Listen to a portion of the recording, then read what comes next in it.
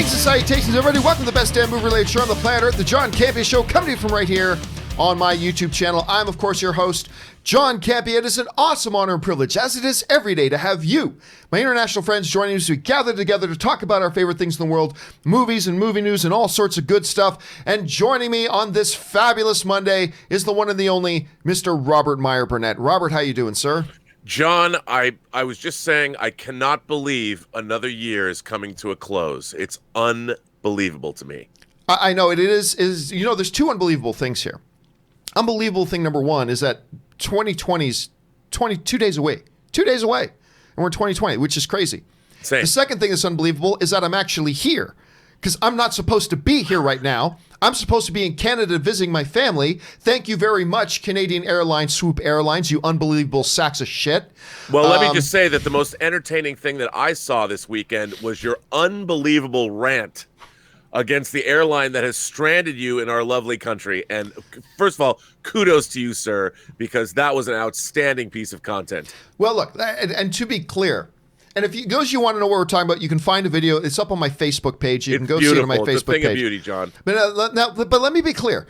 It wasn't their fault that I got stranded. I mean, look, flight delays happen.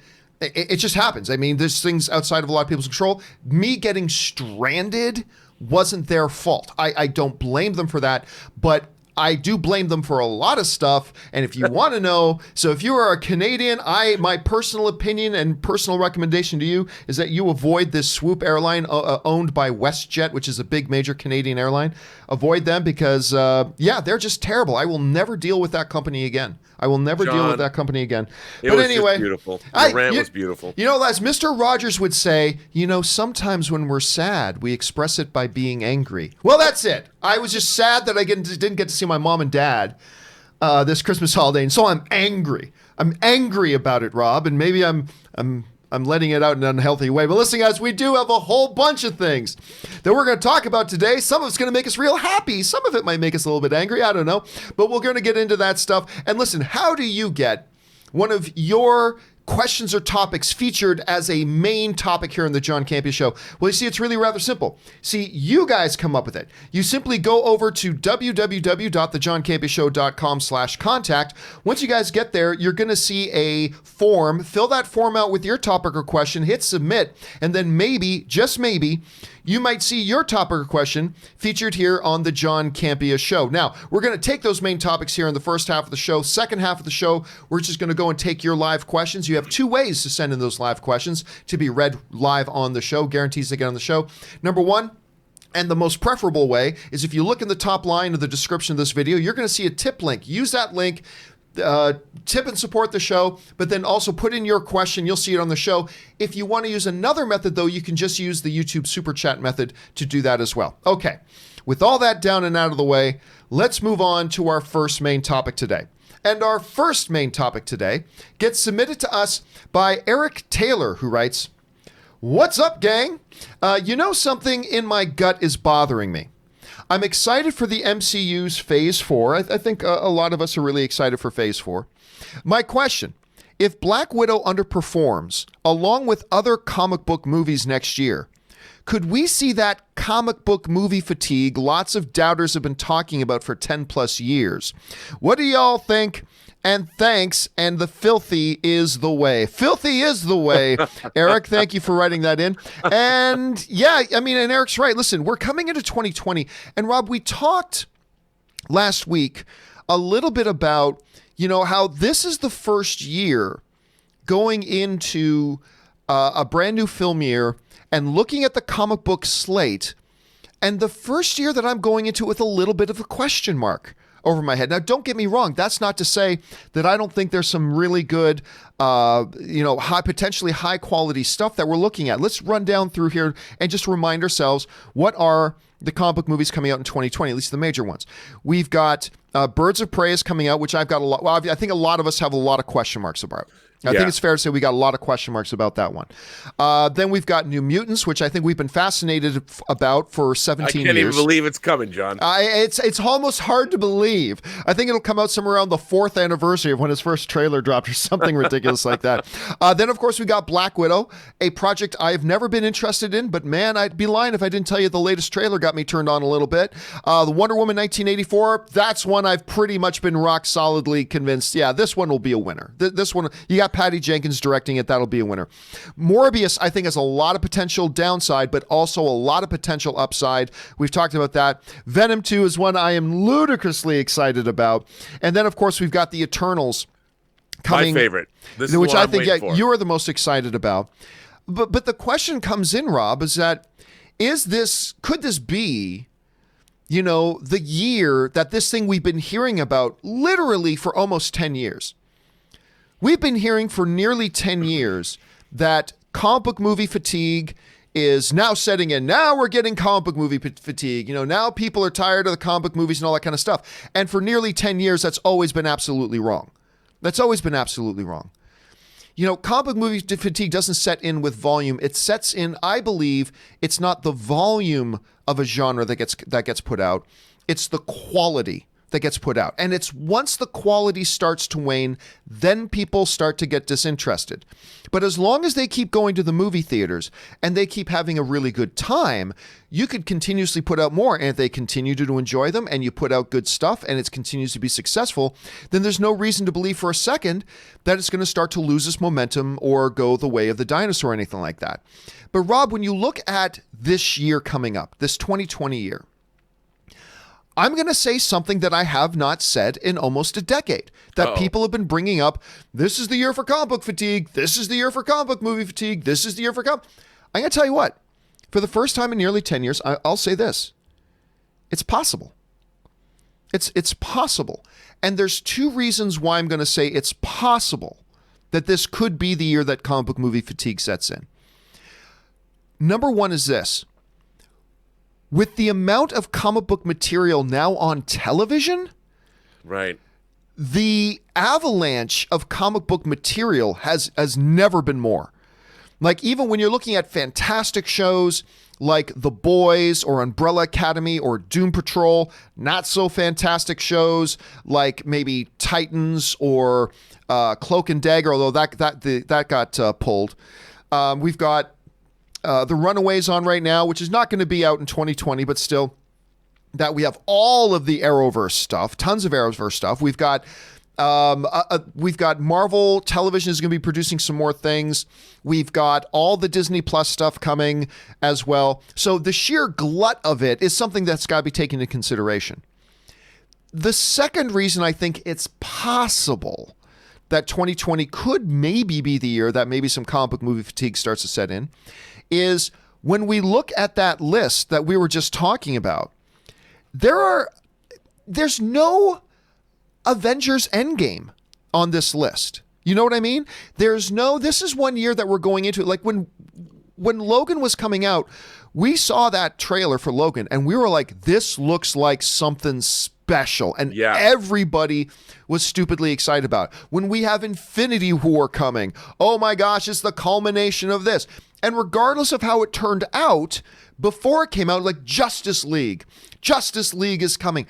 There were a lot of big, almost seemingly guaranteed knocking it out of the park, hyper fan-centric enthusiasm, apex projects coming out. And I simply don't think we have one of those this year. We have a couple of them that look like they could be really good, but like no apex predator. This is one that's going to rally all the fans around it, sort of thing. You know what I mean? Even this in 2019, like we even had Spider-Man Far From Home, which I think you can argue was a really big apex one that a lot of people were super excited about it. Besides Endgame, this year I don't see it. On top of that, this year at least half of the movies have some big question marks on them. Yes, Morbius has a lot of upside and could be fabulous. But until we see it being fabulous, it's got a lot of question marks around it. Wonder Woman 84 is a win. I think Black Widow has some question marks surrounding it. Although I'm a little bit more convinced with the latest trailer, but I think it's got some question marks.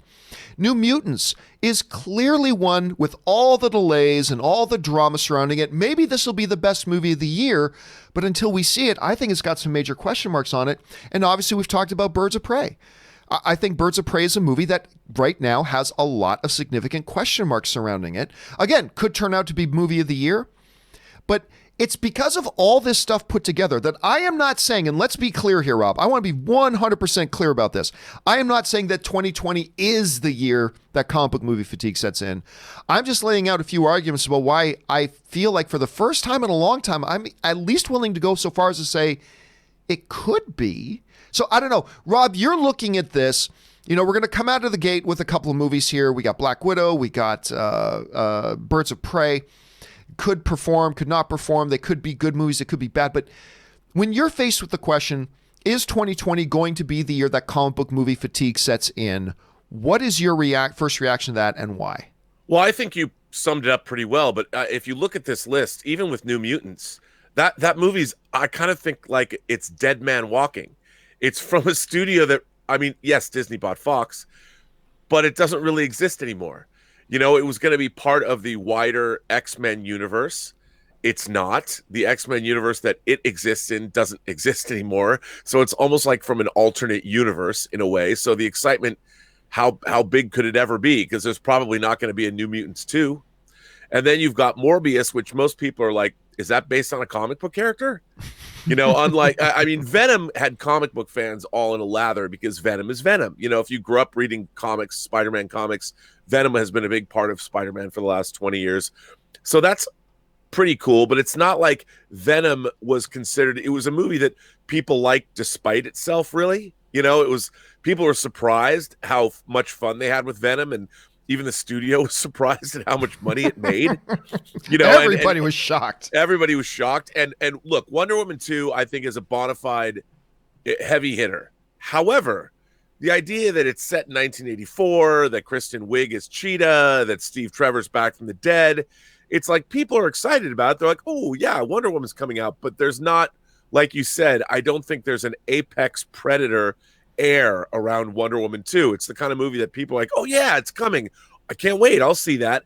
But they're not like, it's not something people are waiting on pins and needles to go see. Everybody will see it. Everyone likes Wonder Woman, but I don't think that there's going to be people waiting in line for a month outside the theater to get into Wonder Woman 2. So what's funny, even me, John, I'm a huge comic book movie fan. And the one comic book movie, yes, the Eternals, because it's such a question mark in my mind, because I'm a huge fan of the original Jack Kirby, the Eternals that he created, and then Neil Gaiman did an Eternals series. And it has a lot of, what excites me about Eternals is, again, Marvel's doing something they haven't done before. They said that the movie is going to span literally thousands of years, as it should. So we're going to see a different kind of movie. I expect sort of a Galadriel-esque opening of Fellowship of the Ring that's going to go along with Eternals. That'd be cool. And we deal with the Celestials and the cosmic nature of the Marvel Cinematic Universe. So we're going to be getting a lot of cool stuff that we haven't seen before, but nobody knows that. People are like, okay, Angelina Jolie's in the Eternals. How'd Maleficent 2 work out for you? I just don't think that the one comic book movie that I'm most excited about, I'm not even that excited about it. I really want to see it. I can't believe they've made an Eternals movie. I think it's going to be great, but I'm like, oh yeah, I'll go see it. But I'm not like, wow, I can't wait to see the Eternals. I'm more like, I can't believe they're making an Eternals movie. I'm going to go see it just to see what it's like. And look, of all of these movies, the one that looks coolest to me as a lifelong James Bond fan is Black Widow. But even then, she's dead. It's like, okay. So I can't, as much as I think it's great, I love Scarlett Johansson. I can't wait to see the Black Widow movie. But when I say I can't wait to see it, it means like, oh yeah, Black Widow came out this week, we should go. It's not like I went and bought my tickets a month in advance on Fandango because I had to see it. So none of the comic book movies, none of them coming out this year or coming out in 2020 there's no fire under my ass that I'm feeling. I want to see all the movies, but I just am like, yep. Because I think, as far as, it's not even whether it's fatigue, it's just that we've had this, after Endgame, the wave has crested. It's like we surfed into shore. I'm sitting on the beach. My friend gave me a beer. I'm watching the sunset, and all of the ocean of superhero movies that I was excited about are there, and the sun is setting on them, and I'm like, oh yeah, we'll see superhero movies again, but I don't feel. I think all of my genre and fan excitement is bubbling on the surface, but it's not erupting. I'm just kind of chilling out on the beach, man, looking at, wow, we're getting some cool stuff that's coming in this year. I'll see it. Yeah, man. And you raise an interesting point too, because the other thing to take into consideration is the effect of Endgame. You know, the fact of the matter is Endgame was this big climactic event and all this kind of stuff. And I remember coming out of it, a lot of people online talking about, like, in the immediate days following Endgame premiering, a lot of people talking about, oh, I loved it. And I might be MCU'd out now. Like, there really was those discussions from a lot of people. It's like, oh, okay, well, that was satisfying. Now we move on. So it's going to be interesting. And again, to be clear, we're not saying that this is the end of the comic book genre by no stretch of the imagination. And for all we know, 2020 could end up being the best comic book movie year in history. We don't know. But the question is for you guys now. How do you think 2020 will be viewed? Do you think this is, looking into your crystal balls and looking forward, do you think maybe that this could be the year that maybe we finally do start to see some comic book movie fatigue set in? Or are you thinking not a chance? Jump down to the comment section below and let us know your thoughts. All right. With that down, let's move on to main topic number 2. And our second main topic today gets submitted to us by David H., who writes, "Hey, John. So, Mandalorian Season 2 has been confirmed for fall of 2020, and John Favreau has even shown a tease in that Gamorrean will appear in Season 2. Many are speculating that a Hutt may make an appearance as well. What do you think we will see in Season 2, and what do you hope to see? Thank you." All right, thanks a lot for sending that in, man. And listen, I put up on my Twitter, for any of you who might follow me on social media, I put up on my Twitter yesterday because it hit me. I was sitting at a birthday party last night, and it just hit me how much I already miss Mandalorian.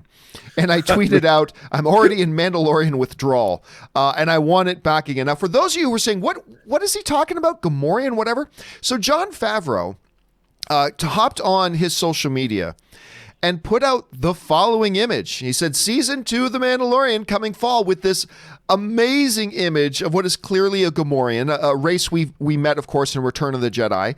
They served as Jabba's guards, so I'm sure they're an entire race. There's more of them in the universe. And it looks like John Favreau is going to go back and start drawing on that a little bit, and we're going to get a little bit of a Gamorrean flavor in it. And I'll tell you what, I love this image.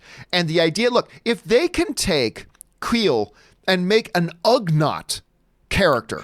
If they can make an Ugnaught one of the most beloved characters of the entire season, then I am completely, it's like, a Gamorrean? Absolutely. You can absolutely take a Gamorrean at that point then and do a story about him. Now, as far as where does The Mandalorian Season 2 go? I mean, obviously, without giving away a spoiler, for those of you who may not know, the final shot of Mandalorian Season 1, I think, gives us a little bit of an inkling about where Season 2 is going. I think that's going to play a part. But you were specifically asking about Hutts. And I'll tell you what, no insider information, I do believe we're going to get the presence of the Hutts, because the Hutts are a very predominant figure in all of Star Wars lore, from the movies, the animation, the novels, and even in Mandalorian Season 1, if you had subtitles on for the show, you notice that a lot of times, Rob, they would be talking in Huttese. They'd be speaking the language of the Hutts, and they would go out of their way to say it. So even in Mandalorian Season 1, they seem to give us a little bit of a hint that the Hutts are a major influence around here, because we had their language being spoken by a lot of people. I think all those combined, Rob, create a little bit of a scenario here where I think, I think it is very possible. I might even be willing to put $1, Rob. I might even be willing to put one shiny dollar. You'd buy that for $1? I'd buy that for $1, that Hutts are going to be a part of it. And obviously, again, without going into spoilers, that last shot of Season 1 is clearly also an indicator of what a main story is going to be in Season 2. But I absolutely think the Hutts are going to be part of it. That would explain Gamorreans being in there, maybe a former slave of the Hutts. I don't know. But that's how I'm predicting. No insider information, pure fan speculation. Rob, Where do you possibly see season 2 going, and do you think the Hutts could be a significant part of that? Well, yes. I mean, to me, the Hutts, Jabba was like the Vito Corleone of the Star Wars universe, and he, of course, is gone. Yes. We know that Princess Leia, who's now the Hutt Slayer, killed him, but he's got his whole family out there. The Hutts specialize apparently in crime, so I think with the Empire having fallen, the Hutts are probably tightening their grip wherever they can, because they can now work with impunity. Who's going to go after them? And I think that maybe look, Baby Yoda is one thing, because clearly not many people know about Baby Yoda. But if Baby Yoda is as important as season 1 has made him appear to be, I think the Hutts would be suddenly interested in such a prize. And we can absolutely see that a noose will be tightening around the Mandalorian's ability to travel throughout the galaxy. You know what? I don't know about you, but I freaking loved the final episode 8 of The Mandalorian. It was the longest episode, and at the end, I won't say what happened, but man, talk about what I think is really interesting, how everybody complains about how the EU has been relegated to legends. What John Favreau did was clearly, it's probably his kids made him watch Clone Wars and Rebels, but he clearly got a little bit of a handle on all the lore that's been going on outside of the Skywalker saga. And he's taken everything from Star Wars lore, whether, like you said, the Ugnaught, and turned, I have spoken. That's going to be talked about for years. Who would have thought that one of the catchphrases of 2019 would be said by an Ugnaught? The last time we saw them, they were looking at conveyor belts on Cloud City. I mean, I remember getting the Ugnaught action figure going, I don't even want this figure, but I have to have it because, I'm a completist. But now it's like the Ugnaught is one of the coolest characters in all of Star Wars history. I mean, he's up there with Yoda. And I who knows what's going to happen next. And I think Favreau, by showing us a Gamorrean guard, he's showing, one, that he really, really loves Star Wars. And he also really loves taking the lore and exploding it and showing us things that we didn't even know we wanted. But when we see them, we immediately fall in love. And that's what I want from a creator who's working on a franchise property. I think that's the great thing about The Mandalorian, is it's truly a movie that has it's a series that has really no ties to the main Star Wars universe, yet it is a show that celebrated everything we love about Star Wars. And you can't not watch an episode of that show, even though we complain that certain episodes weren't as good as others. But dude, do you not leave every episode when they start showing those production paintings at the end of the credits? Don't you have the biggest smile on your face? Aren't you left with the feeling that Star Wars rules? Well, listen, Mandalorian to me, and I don't mean this topic to go off into a whole Mandalorian, the value of it and everything. But the thing about it is The Mandalorian fulfills the promise of what I've been calling for and complaining about in the Star Wars universe for years. Now, I'm a diehard Star Wars fan. I am a psychotic Star Wars fan. But one of the things I've been saying in the last number of years has been, I'm tired of us constantly shrinking the Star Wars universe and just telling stories of things we're already familiar with. The genius of Star Wars is the sheer vastness of it, thousands of worlds, billions of characters. Start telling some other stories in this incredible universe that George Lucas created. And Mandalorian is really the very first time that they've actually started to explore that. Here we are in a new show set in the universe, but with all completely different characters telling a completely different story. And it's all in the same setting. We're in the government of the Empire has fallen, blah, blah, blah. Yeah, that's all familiar, but it's all new stories with new characters. And that's what I wanted, and that's what they delivered. So the question becomes for you guys, what do you think about this Gamorrean they put up there? Maybe you didn't like it. Maybe you think that'll be cheesy. Maybe you think they will have the Hutts or they won't. I want to know what you guys think as far as where do you think Mandalorian Season 2 is going to go. Jump down to the comment section below and let us know your thoughts. I'm all about Moff Gus Fring. Gustav Fring Moff. All right. On to our third main topic today. And our third main topic today gets submitted to us by Rob Cameron, who writes, With lots of people going on about the Rise of Skywalker box office being disappointing, which I don't believe it is, no one seems to be going on about the Jumanji box office at 363 million worldwide. Wasn't this expected to do $1 billion? Doesn't look like it's going to get near that figure. All right, thanks a lot for sending in the question, man. And yeah, one of the topics that we have not been discussing or talking about very much has been the whole performance of Jumanji: The Next Level. Now, I did my review of Jumanji: The Next Level. I enjoyed it. I think it's a fun movie, but it's not as good as the previous one. And that's okay. The previous one was ridiculously successful. I mean, it made over $900 million, closing in on $1 billion. I would fall short, though, Rob, of saying that this movie was expected to do $1 billion. I think there was potential for it to be $1 billion film. But as you and I talked about Jumanji, the first Jumanji with The Rock and Kevin Hart had an element of surprise to it. It shocked us about how entertaining and charming it was, and word of mouth started flying, and this one not as much. Now, I will say this. The actual worldwide total right now on Jumanji: The Next Level is actually significantly higher than that $360-some-odd million figure you laid out. Right now, it's actually sitting at $471 million. And $471 million. That's at the end of its third weekend. Now, I think at this point, most people can agree then at that number, it is most likely not going to make the numbers of the previous Jumanji, which was like 960 something million. It's not going to get there. But Rob, this reminds me again of the discussion a lot of people would have about certain movies, most immediately like Star Wars: The Rise of Skywalker, and we're going to get to that in a second, and ignoring how good the movie has done because they only want to look at it compared to how the previous one in its franchise did. Wrap your heads around this for a second, guys.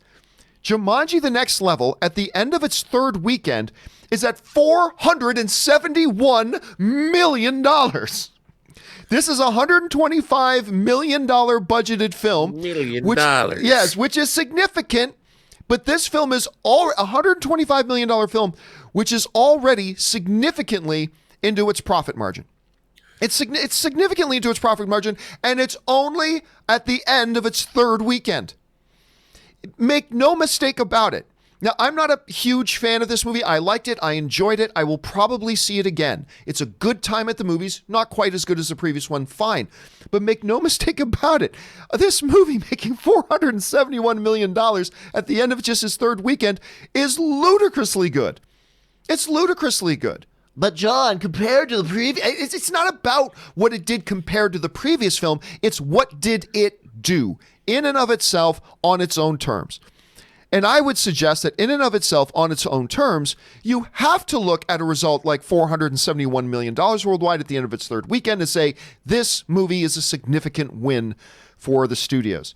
So I think when you ask, why isn't anybody talking about how this one is falling short? I think it's for two reasons. Number one, it's not quite as good as the previous one, so we're not talking about it quite as much.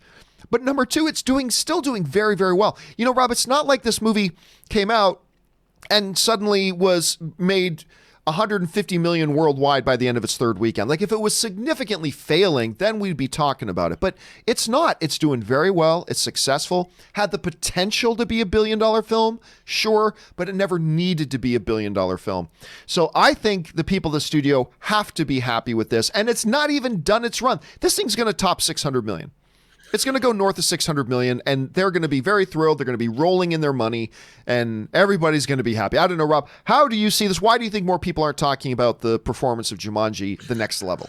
Well, you know, I think the initial success of the first Jumanji was surprising to a lot of people. It kind of, I mean, people liked the original Jumanji, but they thought the remake they didn't know, and it was a surprise mega hit. And I think now, look, we're still in a holiday week. I mean, we've got today is the 30th, tomorrow's the 31st. You've got New Year's Day. I think it's still going to rack up, like you said. It'll get to $600 or $700 million worldwide, and that is very, very respectable. I mean, the way we're thinking about movies it's now, it's like, well, if it didn't gross $1 billion, I mean, I guess we're not going to talk about it. But I think, look, it still is a respectable sequel that people are liking. I mean, even though it might not be as good as the first film, I just think Jumanji is a movie that it has a great cast. It's a lot of fun, but it's not exactly. I think it's an also ran. It's just people are like, oh yeah, I really like Jumanji, but it's not on the tip of anyone's tongue as being this, oh my God, I have to see Jumanji the next level. You know, it's I would call it the definition of studio programmer, even though the first one made a lot of money. It doesn't exactly engender excitement, I guess. But it's a movie that you know is going to deliver a good time. It's like I feel it's weird to talk about it this way, but it's sort of a, oh yeah, Jumanji, that's a reliable fun time at the movies. But no one's all about, oh my God, the next Jumanji's out, we have to go see it.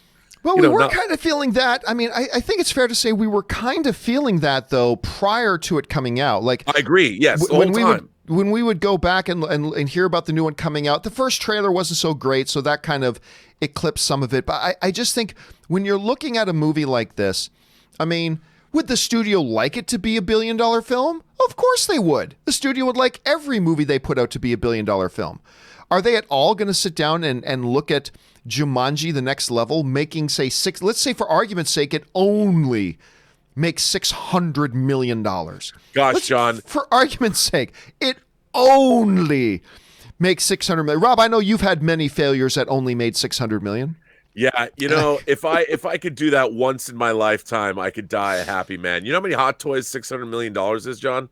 Lot. It's a lot. It's all of the Hot Toys. But I'm telling you right now, when you invest $125 million in production, then you invest another $100+ million in marketing worldwide, and at the end of the day, you're going, wow, not only did we make all that back, we're adding a couple of $100 million to our bank account thanks to this movie. You pop bottles of champagne.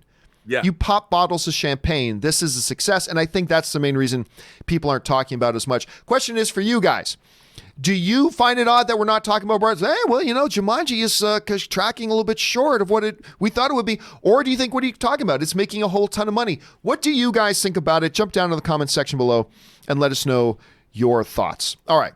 With that down, let's move on to the fourth main topic today.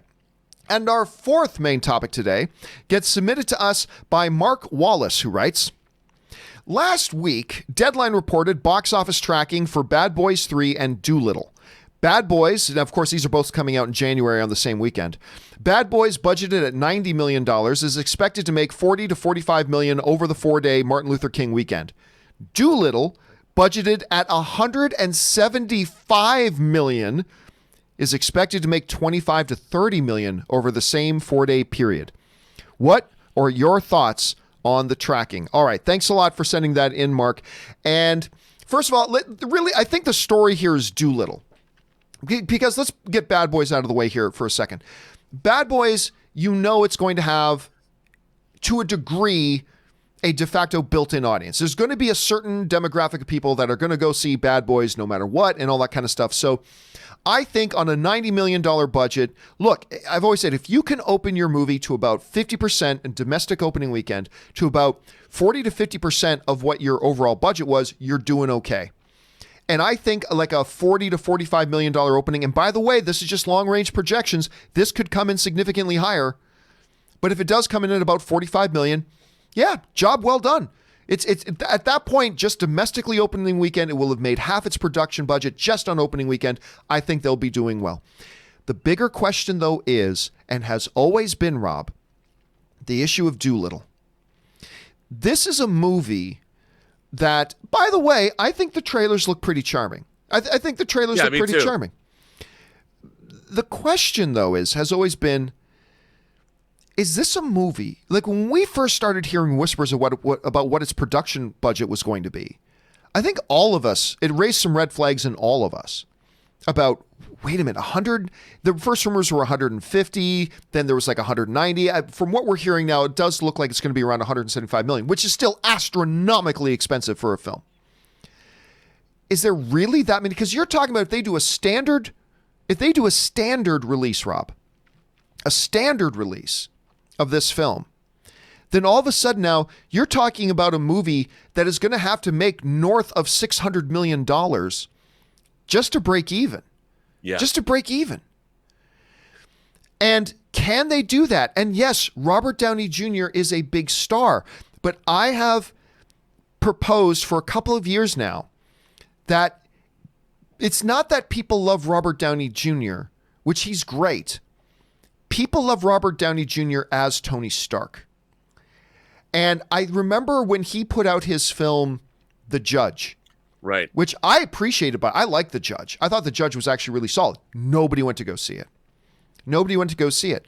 And I still contend that the disappointment of The Judge is one of the things that propelled Robert Downey Jr. Because remember, at that time, Robert Downey Jr. was in the middle of this very public thing with Marvel about whether or not he was going to resign with Marvel. Guess what? After The Judge came out and failed pretty badly, all of a sudden, there's a new contract with Robert Downey Jr. And look, let's be clear. I am not being down on Robert Downey. He's fantastic. But the reason Endgame made $2+ billion is not because Robert Downey Jr. is in it. It's not because Chris Evans is in it. It's not because Chris Hemsworth is in it. It's not because Scarlett Johansson is in it. It's not because and blah, blah, blah. It's because Kevin Feige built this incredible world and they matched perfect actors for their roles, which Robert Downey Jr. was a perfect match for yes. Iron Man, clearly.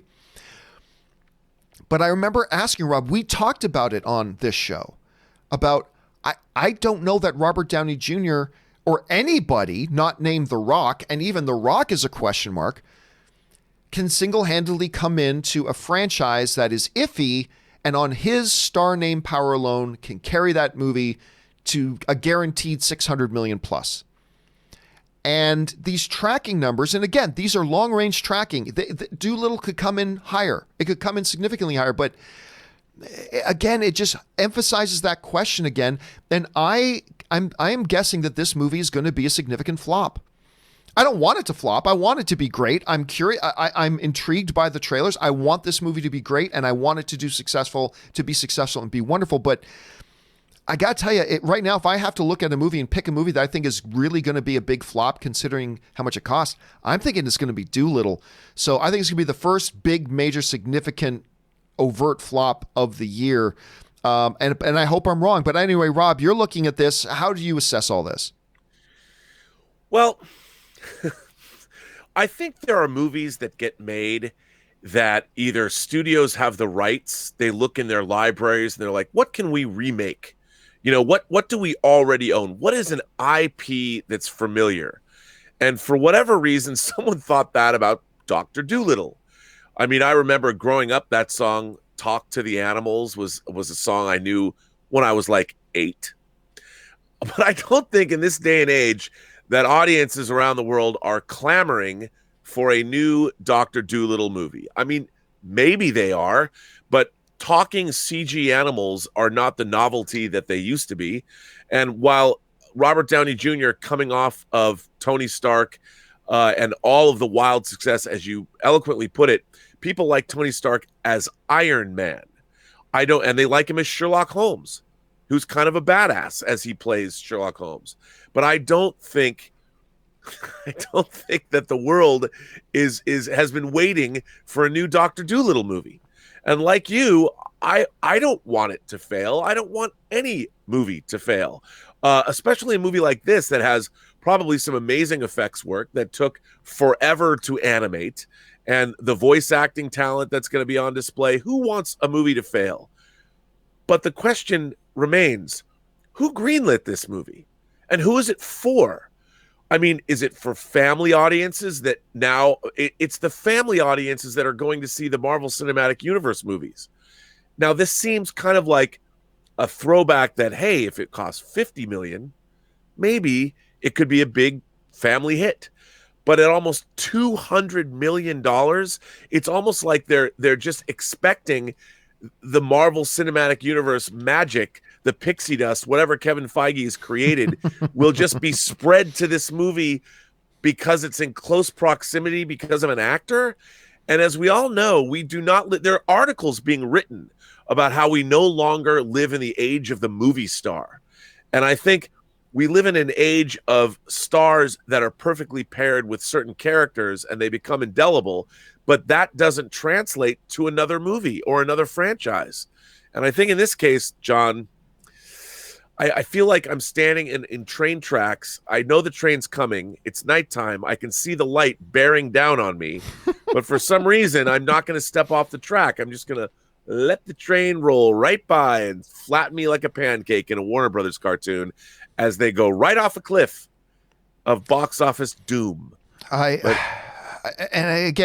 I hope this, look, and by the way, this movie could come, first of all, the reviews could come out early and be shining for it, and then entice some more people to go see it opening weekend, and then maybe all those people see it and love it and start spreading the word about it, like they did for Jumanji when Jumanji came out with The Rock and Kevin Hart, the first one that they did together. And maybe this thing could be a big hit, but right now it's not looking good. I'm not hearing a lot of people being very excited for it. I hope it's great. But I do too. I'm just not hearing a lot of pump for it. Guys, question is for you. What are you thinking about this Dolittle projection right now? Do you think it's going to be a big hit? Do you think it's going to be a significant flop? Do you think it's going to be somewhere in between? How are you? Are you excited for the Dolittle movie in and of itself? It still feels like it's a movie that's coming in 4 months, but it's actually coming in less than a month. So how are you guys feeling about it right now? Jump down to the comment section below and let us know your thoughts. All right. With that down, let's move on to our fifth and final main topic today. And our fifth and final main topic today gets submitted to us by Winston Marks, who writes, "Greetings, John and crew. In all the chatter about Star Wars: The Rise of Skywalker, it seems like a major milestone has flown under the radar that no one is talking about. The movie just passed $700 million at the box office at the end of just its second weekend. How big is this?" All right, thanks a lot for sending in the question, man. And yeah, everybody knows by now I'm not a fan of The Rise of Skywalker, which is fine. I still love Star Wars. I still want future Star Wars stuff to be awesome, and I hope everybody else loves the movie. It is, however, a movie that didn't quite work for me. You guys know that, and that's totally fine. That's totally cool. Be that as it may, despite the fact, and we alluded to this a little bit last week, Rob, because some of the industry projections came out.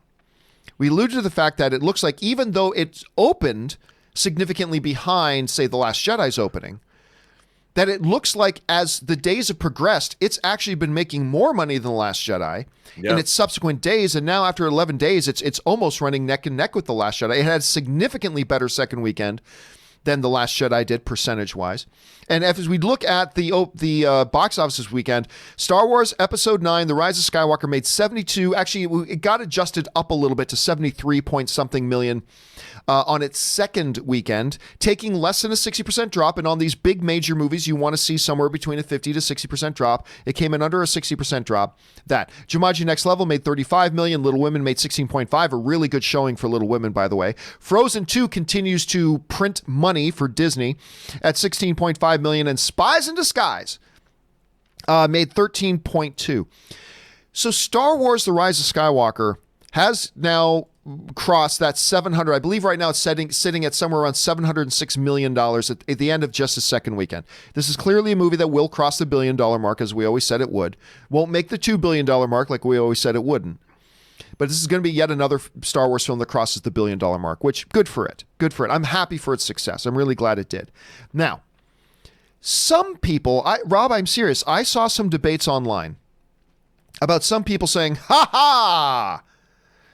The Rise of Skywalker dropped over $100 million from its first weekend to its second weekend. That almost never happens. Ha ha! What a failure!" And they're not wrong in saying a movie dropping over $100 million from its first weekend to its second weekend almost never happens. They're right. It almost never does. Is that a huge failure? Well, let's take a look at the list, shall we, of all the films in cinematic history that have dropped over $100 million from week 1 to week 2, shall we? Let's take a look at this hall of failure. Well, Avengers Endgame holds the record for the biggest drop from week 1 to week 2 with $209 million drop from week 1 to week 2. What a failure. Ha ha. That Avengers Endgame was. Star Wars The Last Jedi dropped 148.1, obviously finished with well over $1 billion. Avengers Infinity War dropped $142.9 million. What a shame.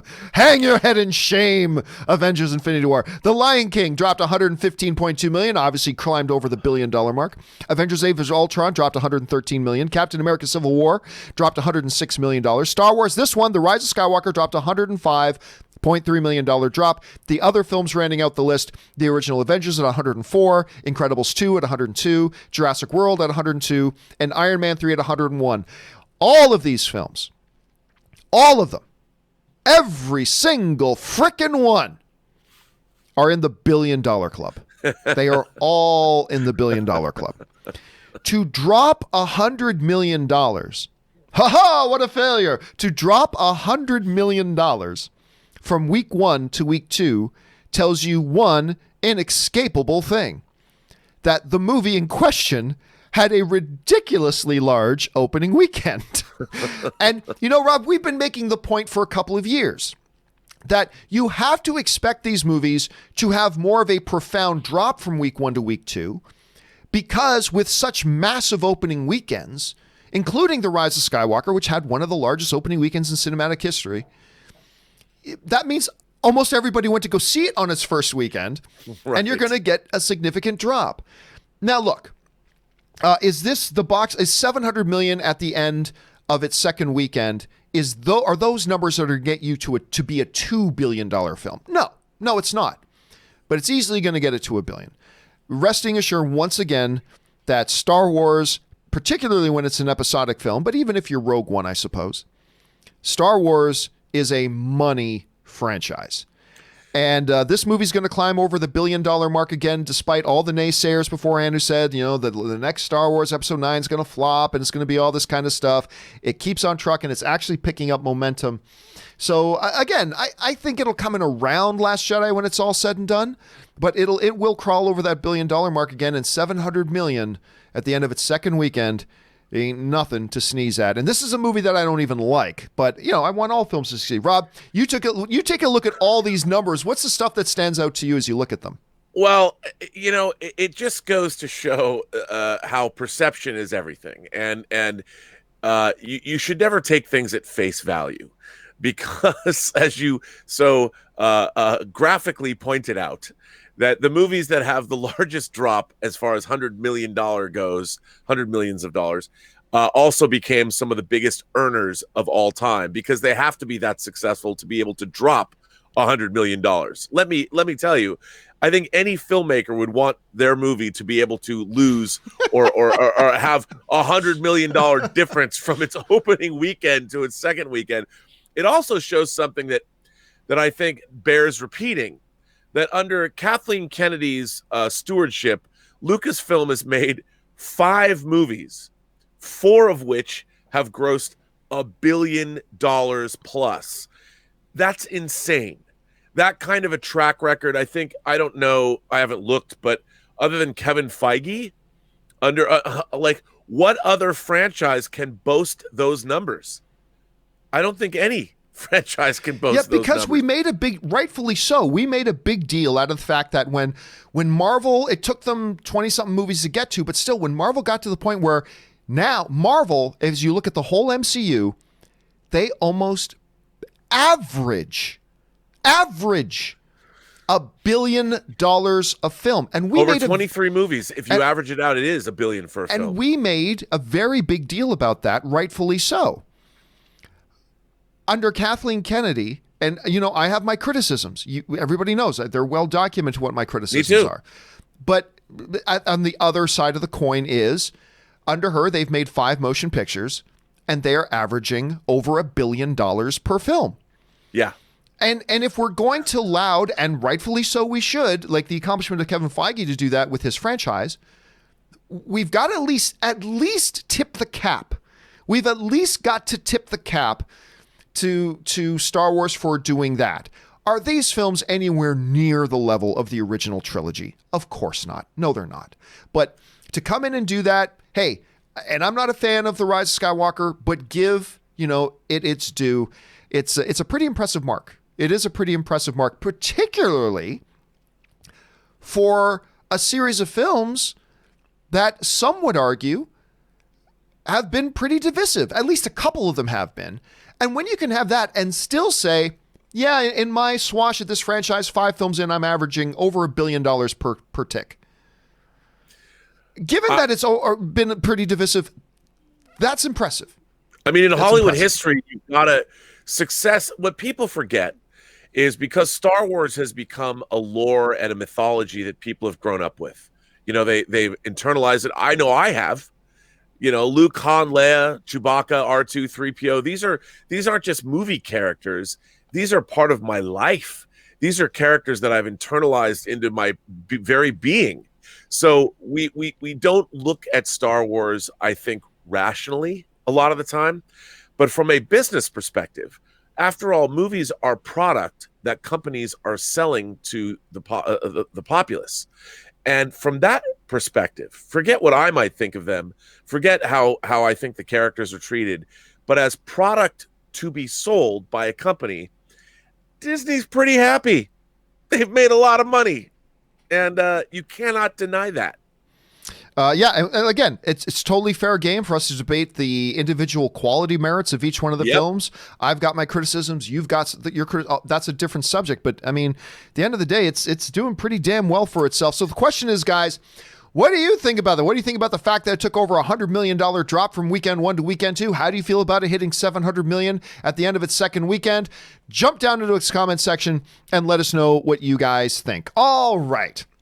With all of that down and out of the way, guys, it's now time for us to move on to the live question portion of our show. Again, if you want to get in a live question, there's still time. Use the top link in the description below to send one in, or you can use the super chat feature to send one in as well, and we'll get through just about as many of those questions as we can. And whatever we don't, we'll either do a companion video for, or we'll answer those questions first on tomorrow's show. But before we do that, guys, as we always do every day, if you will indulge us, we're going to take just a 4-minute break right now. So hang tight, give yourself a chance to use the bathroom, get a drink. We are ourselves going to give ourselves a chance to stretch our legs, rest the vocal cords, refill our drinks, all that kind of good stuff. So hang tight with us. Don't go anywhere. We will be right back with your live questions.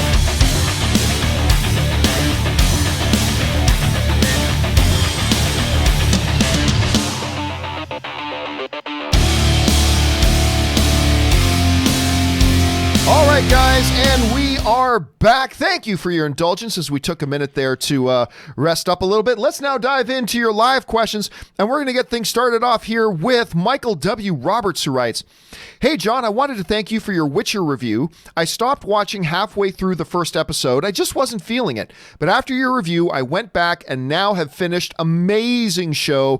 When do we get the John Campea Show open spoiler discussion?" Well, here's the thing. I don't think there will be an open spoiler discussion for The Witcher for a couple of reasons. One, well, the main reason actually being is that it's, Rob, we've talked about this before. We have no idea where everybody is on the show. Right. We just don't know. I mean, because it all drops at once. Some people now are like, Anne is about 6 episodes through. I know some people, my buddy Soul was over here last night. He's 3 episodes in. A bunch of people watched it all in the first day that it dropped. So honestly, I don't think I will, but I did love the show. Did you get around to finishing The Witcher, Rob? No, I can't remember. We just finished The Marvelous Mrs. Maisel. Oh, nice. Which was great. And then we're watching the documentary Don't F with Cats on Netflix. Have you seen this? I have not. I'm not a Cats guy. Oh, you need to watch it. It's okay. called Don't F with Cats. It's 3 episodes. You have to watch it. All right. I'll keep an eye open for it. You'll love it. All right. So unfortunately, Mike, no, I don't think we're going to do an open spoiler discussion of Witcher. I wish it was a week to week. If it was, we would have done a post recap after every one, but the all dropped at once stuff doesn't really facilitate that. Okay, an anonymous viewer writes in, "My top 10 this year. Number 10, Good Boys. I did enjoy Good Boys. Not a great movie, but hilariously funny. Number 9, Once Upon a Time in Hollywood. Number 8, Ford v Ferrari. Number 7, Marriage Story. Number 6, Knives Out. Number 5, Joker. Number 4, Endgame. Number 3, Parasite. Number 2, Jojo Rabbit. And number 1, Waves." You know, that is a movie that snuck up on a lot of people. I remember I only saw a trailer for it like not long before I finally saw the movie. It's a beautiful movie. Didn't quite make my top 10, but it's a beautiful little movie, and it's nice to see some people giving it some love because it's really solid. Rob, did you have a chance to see Waves? No, but it's one I'm really intrigued by because I don't quite understand what it's about. I've seen the trailer, and I've heard, I kind of know where it goes, but it's very intriguing to me that it's a movie that I don't think gives itself away in the trailer, and I'm really excited to see it. All right, let's move on here. 50 Shades of Geek writes, "Disney loves money. R-rated Deadpool movies make money. Therefore, Disney makes R-rated Deadpool, and it makes money. It's a simple equation to me, except it's not, because it raises a couple of questions. Number 1, does that argue that PG-13 Deadpool can't make money? I don't think it can make as much, but it could. It's also like, okay, but then it still gives the question about then where do they put the R-rated Deadpool? Do they put them in the MCU? Do they put them outside of the MCU? So there's that question. But it's not as simple as that 50 Shades, because you can also say, simple equation, Disney loves money. Porn makes money. As a matter of fact, porn makes 50% more money than all of Hollywood every single year. So does that mean Disney gets into porn? No, because sometimes you have certain things you could do that are contrary to the core foundations of your other material that can threaten your business. So it's not that easy of a question, Rob. Like, do you think, like, how would you address the thing that, well, R-rated Deadpool makes money, therefore they're going to do R-rated Deadpool? It's not that simple, is it? No, I don't think it is. I mean, like you said, Disney is a brand. You know, Disney is a lifestyle choice. And when you're selling something, it's not just movies. I mean, Disney has their theme parks to think about. They have their cruise ships to think about. They have an entire business that is based on having a family-friendly atmosphere that is reliable, that any mom and dad, no matter where they're from, knows that something that's Disney branded will provide entertainment that the whole family can enjoy, that their children can enjoy without fear of, well, subversive elements, I guess, falling into your entertainment. And Deadpool is all about subversion. So I'm dubious as to whether or not we're ever going to see a Deadpool movie come out R-rated from Disney on any platform, even if it's part of Fox, which I think they should do. But I don't know, man. I don't know if they can do it. I don't know if they should do it. I think I've always been very clear. I think the way to do it is to do Deadpool rated R and keep him outside of the MCU. I think that's the way to do it. I think it's the only way you can. I think it's a 50% chance that they do it that way. So we'll have to wait and see. All right. 50 Shades of Grey writes, or 50 Shades of Greek writes, I've never understood people who get up and leave in the middle of a movie. Then I saw the movie Cats. Other than me, there were 2 young ladies in the theater, and they left after the first 20 minutes, and boy, oh boy, I was jealous. Yeah, see, I think I've only 5, 6, or 7 times in my life, maybe even less than that, got up and walked out of a movie. I usually want to give a movie the benefit of the doubt, see it through to its end, maybe it turns it around. I've invested my evening in being here. I might as well finish it out. So out of the thousands of times I've gone to theaters, maybe 5 times I've gotten up and walked out, but I've been hearing from a lot of people who walked out of Cats. I've been hearing that a lot. It's, woo, and the dumpster fire that is, and again, I still haven't seen it. I still haven't been able to bring myself to watch it, but it just would break my, I think it's just going to break my heart too much because I wanted it to be so good because Tom Hooper is directing it. But right. Do you know anybody that's seen it yet, Rob? No, but I did see that clip where there's like human-headed cockroaches. Yeah. And Rebel, I thought that was a clip somebody had made. To mock it? Yeah. And apparently it's an actual clip from the movie. I was watching this going, as somebody who sat in an edit bay slaving over a movie for years at a time, I don't think that I would have ever let a scene like that out of my computer. And when you're looking at it, it's just like, how do you not know? I walked out of one movie in my entire life, which is a movie called Shock Treatment, which was an unofficial sort of pseudo sequel to the Rocky Horror Picture Show. And I couldn't take it. I mean, I had to leave. I've never felt, that was once in my entire life where I couldn't see a movie through. I mean, it physically made me angst-ridden to sit there, and I left. But that one clip from Cats on Facebook that I saw, that somebody posted, made me cringe. I don't know if John, maybe you and I should do a live thing where we somehow figure out a way. No one else is going to be in the theater, so we probably wouldn't bother anybody. Where we go see Cats and we live stream our faces as we watch it. Yeah, we'd be breaking a lot of laws doing that, but it would be. Well, we won't show anything on the screen. We'll just show our faces. Oh, you can't have your phone. If you have your phone out with your camera on, it does. You're getting. No one else is going to be in the movie theater. Well, that's true too. I mean, it would be a kick. All right. Next up, an anonymous writer writes, "Hey John, if you want to try peanut butter on a burger, Slater's 50/50 serves a burger called PB and Jealousy. It has bacon, peanut butter, and strawberry jelly. I'm not a strawberry fan, just so you know. You can also get it a la mode with a scoop of vanilla ice cream. There's a Slater's in Pasadena." Somebody brought this up the other day, Rob, because I was talking about this weird twisted thing that when I was a kid, I would come home at lunch from school and make myself a peanut butter, and mayonnaise sandwich. And then somebody said, actually, there's a burger joint you can get something like that at. I'm like, what? And now apparently there's another one called Slater. So, well, not only I know the hostess. She's Elizabeth's daughter, Zoe. Zoe Trope is the hostess at Slater's in Pasadena, so she can get you a great table if you go there. Well, maybe I'll have to try it out there. Maybe I'll have to go and try that out. And ask for Zoe. And I'll ask for Zoe to see us. All right, 50 Shades of Geek writes, "At the end of the day, though, I stayed talking about Cats. I stayed in the theater like a professional I hope to become. I never once checked my phone, my watch, or my Nintendo Switch, although it was tempting. I wanted to go back home, hug my dog, and thank her for not being a cat." Which, I appreciate because I am not a cat guy. I mean, I've had a pet cat. I have, but I mean, it just, the dumpster fire that is that movie, man, it just seems to continue on. Jason Espinoza writes, I haven't had the courage to try the burger myself yet, talking about that peanut butter burger, yet I have always wondered what it would taste like. I'll tell you what, Jason, if I can get them, like, I'm not a strawberry I don't like strawberries. Which everybody goes, what? I know. I wish I did. I'm not a big fan of particularly strawberry jams and stuff like that. But if I could go in there and try a burger with peanut butter, something I've never thought to try, but I like burgers and I like peanut butter, maybe I just might have to give that a shot, Jason. I can arrange it. I might have to do that, dude. All right, 50 Shades also writes, "After seeing Cats, I wanted to sit down and watch every single dog movie ever made. I'll never look at a cat the same way again, but not in the movie intended, not the way in the movie intended. My biggest question I had while watching this movie was, whose idea was this?" But here's the thing, Rob, as we look at the ongoing dumpster fire that is Cats,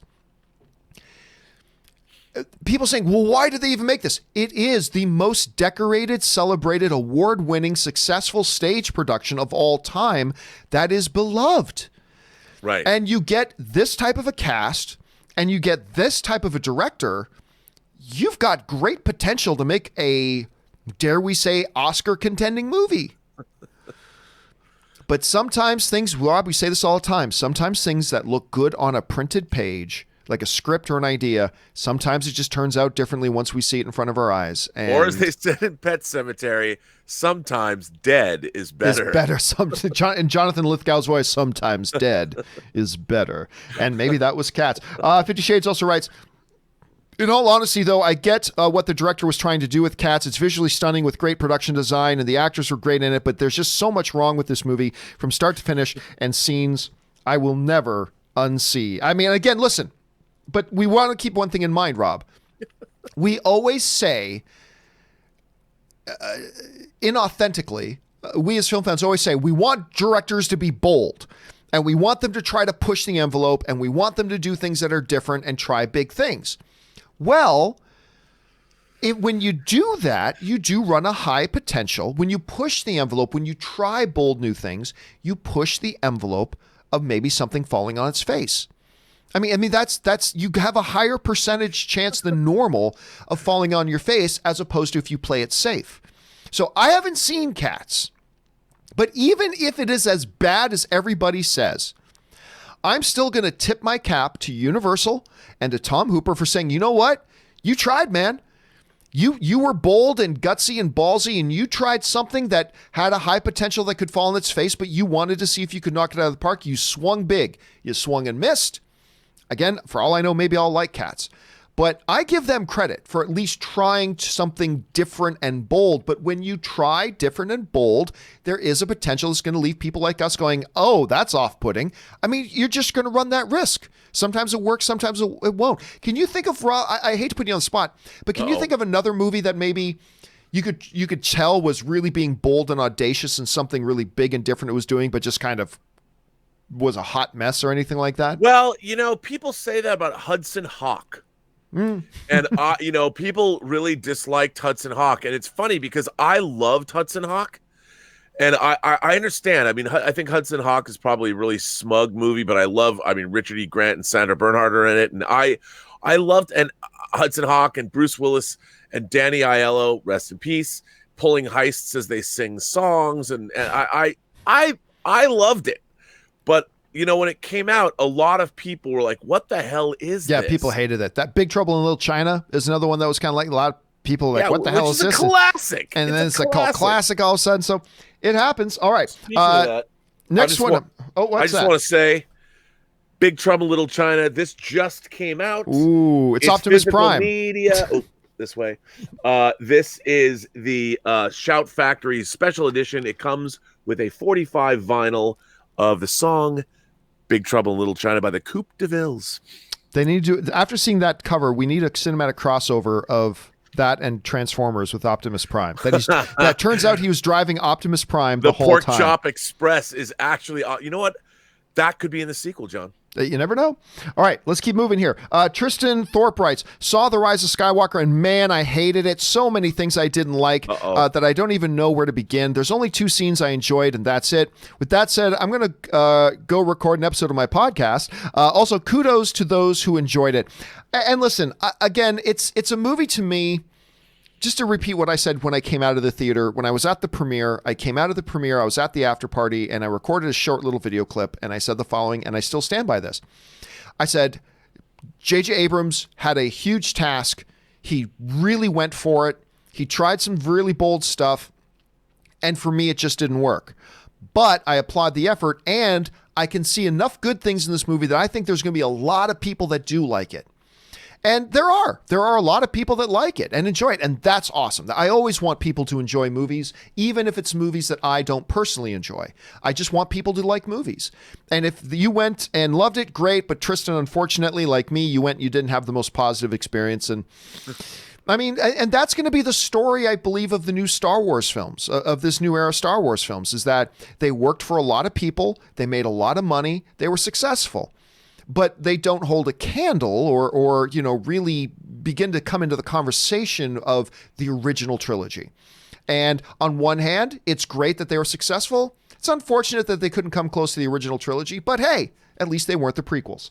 All right, 50 Shades of Geek writes, again on Cats. Cats is definitely a masterpiece. What kind of masterpiece, I'm not quite sure. Tom Hooper definitely made the movie he wanted to make, but I'm not sure it was a good idea. You can tell the actors felt this movie was going to be great. Unfortunately, it wasn't. I think fans of the play will really like Cats. It's like a stage show, but bigger. But as somebody that never watches the show, I don't know if Human Cats was a good thing. Maybe something closer to The Lion King or Jungle Book would have been better. One thing is for sure, though, Taylor Swift was still stunning, even as a CGI cat thing. Nothing in the universe can make that woman look bad. Final Cats rant, I promise. Even the subtitles of the movie were confused. They say one thing and the subtitles say otherwise. Not a single meow, though, in the entire movie, which was odd. And again, it kind of highlights this fact that we've got this. You look at this movie from the outside, Rob, everything was in place to be a huge success. Based on incredibly successful source material, incredible director, incredible performers, all given their all, blah, blah, blah, blah, blah, incredible visual effects, but apparently it just didn't work, and it happens. It happens, you know? Yeah, it's funny. The idea of using CGI over human performers, I think this movie could have worked. Look, I haven't seen it, but it could have worked if it was animated like The Lion King and it was real cats. I think people then, or, CGI cats, people would have probably liked it. You're watching an animated CG musical. And I think part of the reason that the movie doesn't work, and this is just me just seeing the trailers, the whole idea of making people look like cats when the whole stage play, if they could have had real cats that would sing and dance, they would have. So you have people playing characters that on a stage were clearly people in costumes, but then to use CG to make people look like anthropomorphized cats, that's just kind of weird. Because the only reason they were cats on stage is because you couldn't get real cats to do all those things. Right. But they were going for the nostalgia of the people remembering the stage play and all that kind of stuff. So. But it's weird. Like, if you're going to use CG, why not make them just real cats? Like CG cats. Yeah, maybe they should have gone the Lion King route. I mean, maybe that's the way they should have done it. All right, next up. Okay, Seth Lunsford writes, "Hey, John, I recently just got done watching my favorite guilty pleasure movie of all time, which is Guyver 2 Dark Hero. Wow. Not the misled Mark Hamill one. And it still oozes with cheese and awesome fight scenes, over under 15% that we get a reboot within 5 years. I'll go over 15%. I don't think we will, but I'll still go over 15 because the number's so low. I never saw Guyver 2. Seeing Mark Hamill's Guyver was good enough. I mean, I'm good. I'm good on my live action Guyver. But given today's environment with the effects stuff and technology today, Rob, a Guyver is something that could possibly work. Do you think we could see them get into that? I do. And for the very reason our viewer writes in and says he likes Guyver too. I think there's a lot of people that grew up seeing the Guyver. I mean, it's also based on a Japanese property that's still viable. And why not? I think they can make a cool Guyver movie. Could be interesting with the technology today. All right, let's move on here. Next one up comes to us from Blake, who writes, I loved episode 9, but I think my experience helped. A vendor my company works with rented an entire theater, an MXC Marquee Theater, their AMC Prime. They fed us breakfast, nice, and at 9:30 a.m. the movie started. No trailers, no commercials. It was amazing. And you know what, Blake? You raise up a good point. Like, what goes in the movie-going experience is more than just the movie. It's primarily the movie. Right. But it's also the overall experience, which is part of the reason why, to me, it doesn't matter how good you think your crappy little home theater system is or how good I think my crappy little horror. It's nothing compared to the movie theater. It's nothing. And that theater going experience, going into the movie theater, the smell of popcorn in the air, a buzz of anticipation with dozens or hundreds of other people around you waiting in excitement for a movie to start. It's just part of it. And so having something like that, Blake, is a great experience. It absolutely plays into it a little bit, and there's nothing wrong with that, and I'm glad you enjoyed it. Like, it doesn't make a bad movie a good movie, but it can certainly accentuate your movie-going experience, and I'm glad you had that, my friend. All right, Just Call Me Jay sends in a $50 support. Thank you so much for that, Jay. And just so everybody knows, on the rare occasion that somebody sends in either a tip or a super chat of $50 or more, we will then take that and answer it in its own standalone video. We've got a couple we've banked that we need to do here, and we're going to do yours in your own standalone video, Jay, but we'll just touch on it here quickly, but then we'll go more in depth in your own standalone video in the next couple of days. And Just Call Me Jay writes, "Hi, John. Been following you around since early AMC days, and you've helped me to drastically increase my interest in cinema." Well, that's always good to hear, Jay. Thank you for sharing that, man. "I especially love the March Madness events that you guys did. Tons of fun to follow.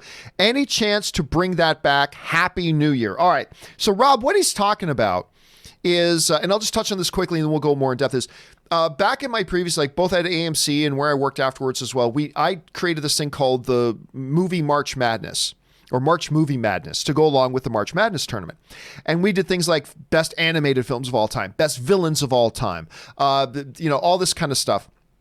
And it was always a ton of fun, but they're also a ton of work. Yeah. And I remember. So I decided last year not to do one. It was just too much work. But you know what? I think I'm going to do one this year. I think I'm going to do a March Madness movie tournament this year. I'm not 100% sure that I will, but I'm leaning towards it.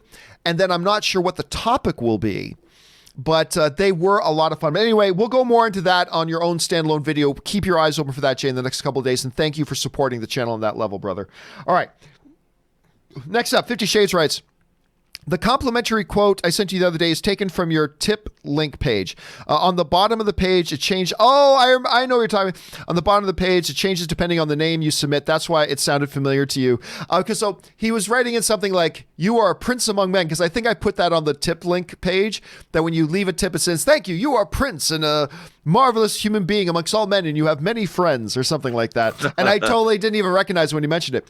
50 Shades in writes, "Now that you know the correct pronunciation, sing along with me, Pokemon." By the way, I had a number of people send me messages, 50 Shades, to say that no, it is actually Pokemon. But anyway, gotta catch them all. It's you and me. I know it's my destiny. Pokemon. Oh, you're my best friend in a world we must defend. To a T. Pokemon. Gotta catch them all. Heart so true. Our courage will pull us through. You teach me and I'll teach you. Pokemon. Gotta catch them all. Gotta catch them all. Pokemon. Thanks, John. That was fun. And again, he wrote that in, Rob, and I said, "Really? It's Pokemon? Pokemon?" I always thought it was more. It was more of an E sound. And then after that, I had a bunch of people on Twitter and everything messaging me saying, "No, John, actually, you were saying you're right. It's Pokemon as opposed to Pokemon." So I don't know. I guess I've always said it Pokemon. I don't care. I've never said Pokemon. You've always said Pokemon. Pokemon. Yeah, Pokemon. So is it K? Pokemon? Or I don't know. The bottom line is for me, though, is I don't care. Because I'm not a big Pokemon fan myself. But it is interesting how these little things can become massive points of debate among the fan community. So, hey, if you guys know more, send me a tweet and let me know the way you've always said it. So I'd be curious to know. All right, let's see. Next one up. An anonymous viewer writes in, "When people send super chats of $50 or more, I answer their question in its own standalone video, but I don't expect it to happen often. Thanos, reality is often disappointing." I think what Anonymous is talking about is that it happens a little bit more than I thought it would. And it does. It happens more than I thought, like maybe once a week that would happen, but it does happen more than that, which is great for the channel. And I thank all of you guys for supporting the channel on that level. And it's really great. So thank you for that, Anonymous. It's also pretty cool getting your own video. I mean, as far as video production goes, for you to do the work and have the equipment that you have and take the time, $50 is pretty cheap to get your personalized video. But it's also my pleasure. Like, it's my pleasure, and it's always great. Like, I never cease to be amazed. You know, we talked about this at the 100 million view party, Rob. But it never ceases to amaze me that fans of content will actually step up and support the content they enjoy. Yep. And it's always amazing to see that, and it's what keeps us going. So thank you so much for that. I'm still getting people who are at that 100 million views party write in and just say what a pleasure it was to meet us and how nice we were. And it's funny because I'm like, were we supposed to not be? It was such a great night. We got to consider. I might consider just doing more of those live night events. It was great, dude. We might have to do more. The guys that made us cookies.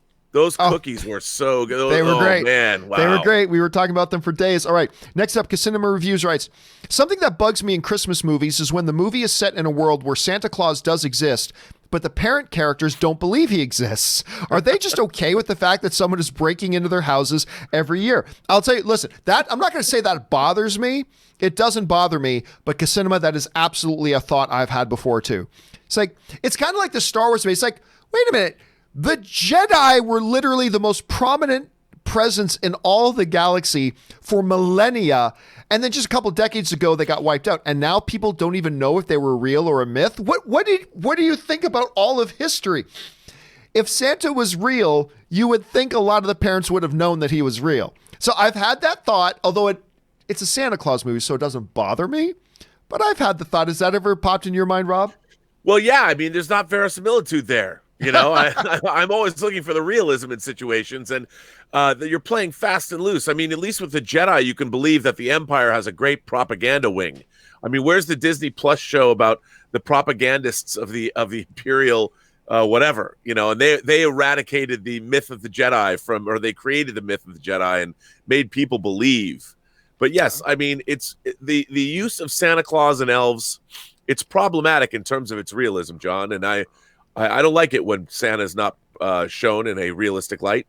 Not at all. Hey, if you want to have a problem with the Santa Claus movie, watch the Disney Plus movie Noel. Whew, what a disappointment that was. All right, Ryan Lohner writes, I'm absolutely loving the Harley Quinn show. Exactly the tone Suicide Squad was going for, except done right. You know, I've had some people writing to me saying they've liked that Harley Quinn show. I have very little interest in it because I'm generally, with a couple of exceptions, I generally don't like the either Marvel or DC animated stuff. Again, there are a couple of exceptions, but I'm not a big fan of them. And the trailers for the Harley Quinn things haven't stood out to me, so I'm not interested. But I am hearing some decent things from people saying they're enjoying it. Have you had a chance to check it out yet, Rob? I haven't. I want to see it, but you know, animation falls below live action for me, and I'm so behind. Like, I want to watch the new Lost in Space season. I want to finish Witcher. There's so much I have to catch up on first. All right, and then more stuff comes out. I mean, I know. That's the stuff we live in We're on today. a perpetual media treadmill, John. Chic writes, please do a Witcher spoiler discussion. Well, I guess we're getting a couple people. I don't know. Listen, if enough of you guys ask for one, maybe we will do one. I think it's problematic because of the way it's released. But if enough of you guys ask, maybe we'll do it. All right, Good Canadian Kid. I love the name. Writes, again, a $50 tip. Thank you so much, man. We'll get to yours and answer yours in its own standalone as well. For now, let's touch on it. And I do love the name. Even though I loved Ragnarok, much like you, I really hate the idea for the next Thor movie, the female Thor, and even the stupid title. However, right now, I'm excited after Jojo Rabbit. Has it changed for you too? Well, it's interesting, and this is a deep one, Good Canadian Kid. And like I said, we're going to go more in depth on it when I do your own standalone video for this. Let me say this. I've never hated the idea of Thor Ragnarok, but there are certain things about it that are very questionable to me. I don't mind the idea of female Thor. I would prefer a different character. I guess I'm more against the idea of Jane becoming that character. But John, in the comic books, comic books are the comic books, though the movies are the movies. So I understand that. So I mean, I don't know. We'll see. But to your point, it's becoming, after Jojo Rabbit, first of all, before with like Wilder People with What We Do in the Shadows, but now especially post Ragnarok with his episodes of Mandalorian and with Jojo Rabbit, it's becoming really damn hard to doubt Taika Waititi. It's becoming really hard. It's not a good business to be in. So it has changed a little bit, but we'll get, again, Good Canadian Kid, we'll get to that in its own standalone video. Thank you so much for supporting the channel on that level, man. Shandy writes, Are you going to do a spoiler discussion? Here we go again. Are you going to do a spoiler discussion for The Witcher? And what was the better show, The Witcher or Mandalorian? Again, I mean, a lot of you guys are asking. I don't know. Maybe in the next day or two, maybe I will do a spoiler review of Witcher. As far as which was the better show, somebody asked me that the other day, Rob. Right now, I am absolutely torn. I honestly, I don't think right now I can give a definitive answer. I just don't know. I think I need to sit on them both for a little while longer. I really enjoyed The Witcher. I was expecting to like The Witcher. I wasn't expecting to like it as much as I did. Neither of these shows are my favorite show of the year, but they're both really good, and I was thoroughly entertained by both of them. They both had their stronger episodes and some weaker episodes, but again, Witcher to me just had some... You haven't finished it yet, so you don't know this in its entirety, but there is some high-level storytelling in this show. So right now, it's a coin toss for me. Rob, how many episodes are you in? I think last time I checked, you were like 2 or 3 in? Or Yeah, no, just the first couple. That's it. All right, so you don't even know what I'm talking about yet as far as... You'll see. You'll see, but that's where I'm at right now, and maybe we will do one. 50 Shades of Geek writes, I've been rewatching all the Star Wars movies lately, and I've noticed something. In episode 4, after Luke is attacked by the Tuscans, Ben puts his hand on the head on the head and closes on Luke's head and closes his eyes. Force healing? Same thing happens in episode 2 with all the Jedi in the Geonosis arena. I've also noticed that Owen Lars owns C-3PO in Attack of the Clones. 22 years later, he owned him again in A New Hope. Did you notice that, John? Or was it just me? Of course, he didn't recognize him because of the new paint job. No, listen, first of all, the C-3PO thing, that is something we have had discussions about. Believe me, those discussions about. Because, yes, he looked a little bit different because of the outer case shelling, but there's no mistaking. Hello, like, if a buddy I knew in high school came up to me and he looked a little bit different and said, hello, I am, one of my friends in high school. His name was Louis Tellerico was his name. Luigi Tellerico. We had a lot of Italians, like me. There was a lot of Italians in my school. Luigi Tellerico. If some guy came up to me, but he looked different today and said, hi, I'm Luigi Tellerico. And he acted just like Luigi did and everything. I would go, Luigi? Louis, is that you? Like, I would know. See, the very first thing we see in Star Wars A New Hope is, hello, sir, I am C-3PO. Can you speak the binary language? Well, of course, sir. My first job was in it's like, of moisture.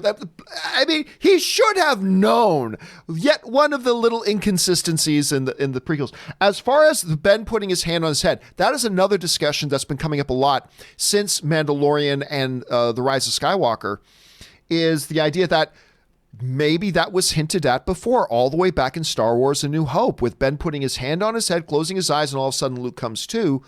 Was that maybe a suggestion of that particular power? I think it's a valid observation. Rob, what do you think? I think so too. And I would like to think that, yes, it is. I mean, obviously, Ben Kenobi by that time had become very strong with the Force. And if Luke was wounded by the Tusken Raiders, why wouldn't he do that? If it was concussion or whatever. I think that whether it was supposed to be at the time or not, I would say now canonically in Star Wars lore, we should say or assume that, yes, there was a bit of Force healing going on there. Yeah, I agree. Okay, let's see here. Next up is... Ryan Lohner writes, I caught sight of Aladdin while browsing Disney Plus, and it hit me that Robin Williams has been gone for 5 years. Dude, listen, I still remember... I was doing AMC Movie Talk, and I still remember it was the first time during AMC Movie Talk that I did a prepared, and I even put it on teleprompter. I wrote a prepared statement to open the show with. And we didn't open with the music. We opened with this prepared statement that I wrote. And I think I've only ever done it one other time since in the last 5 years. And I remember it was the first time that I actually got emotional because it hit me. It's like, I didn't know Robin Williams, but it was much like the Carrie Fisher situation. It suddenly becomes very evident to you of how much of your life you have spent with Robin Williams, right? Even if you've never met him or didn't know him personally. And I remember getting emotional when that happened, which surprised me because I've never gotten, up until that point, I'd never gotten emotional over the passing of a celebrity.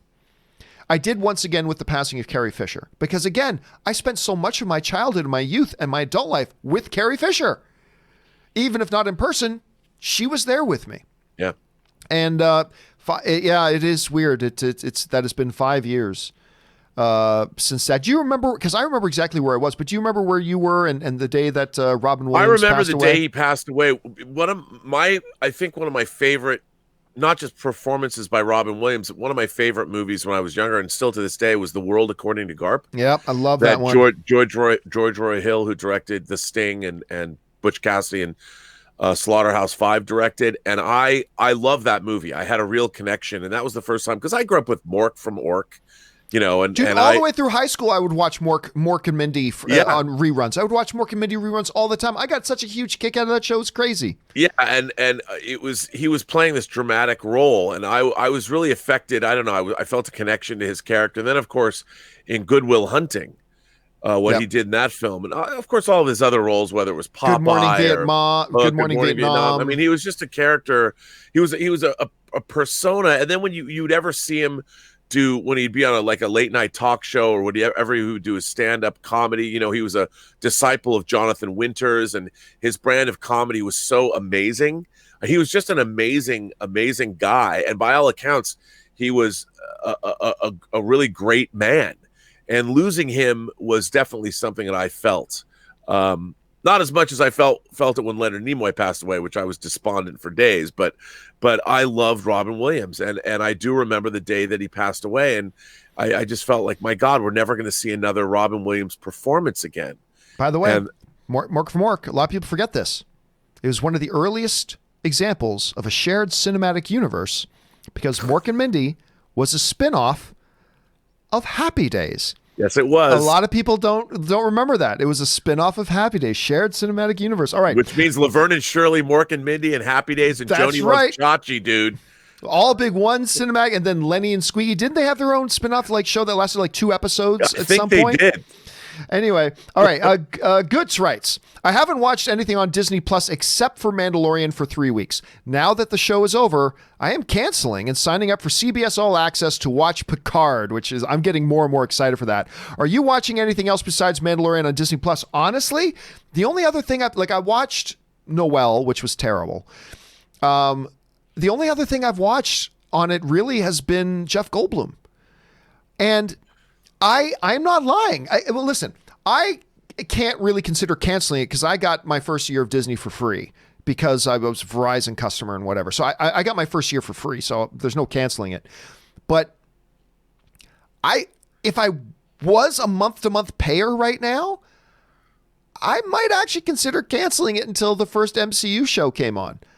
But there is so much else on there. I just haven't had a chance to really explore it. But no, I'm really not watching anything else right now other than Jeff Goldblum and now rewatching The Mandalorian again. What about you, Rob? Are you watching anything else besides Mandalorian? Well, I got to tell you, man, 1965's That Darn Cat, which Elizabeth watched, and I'd never seen. That one up.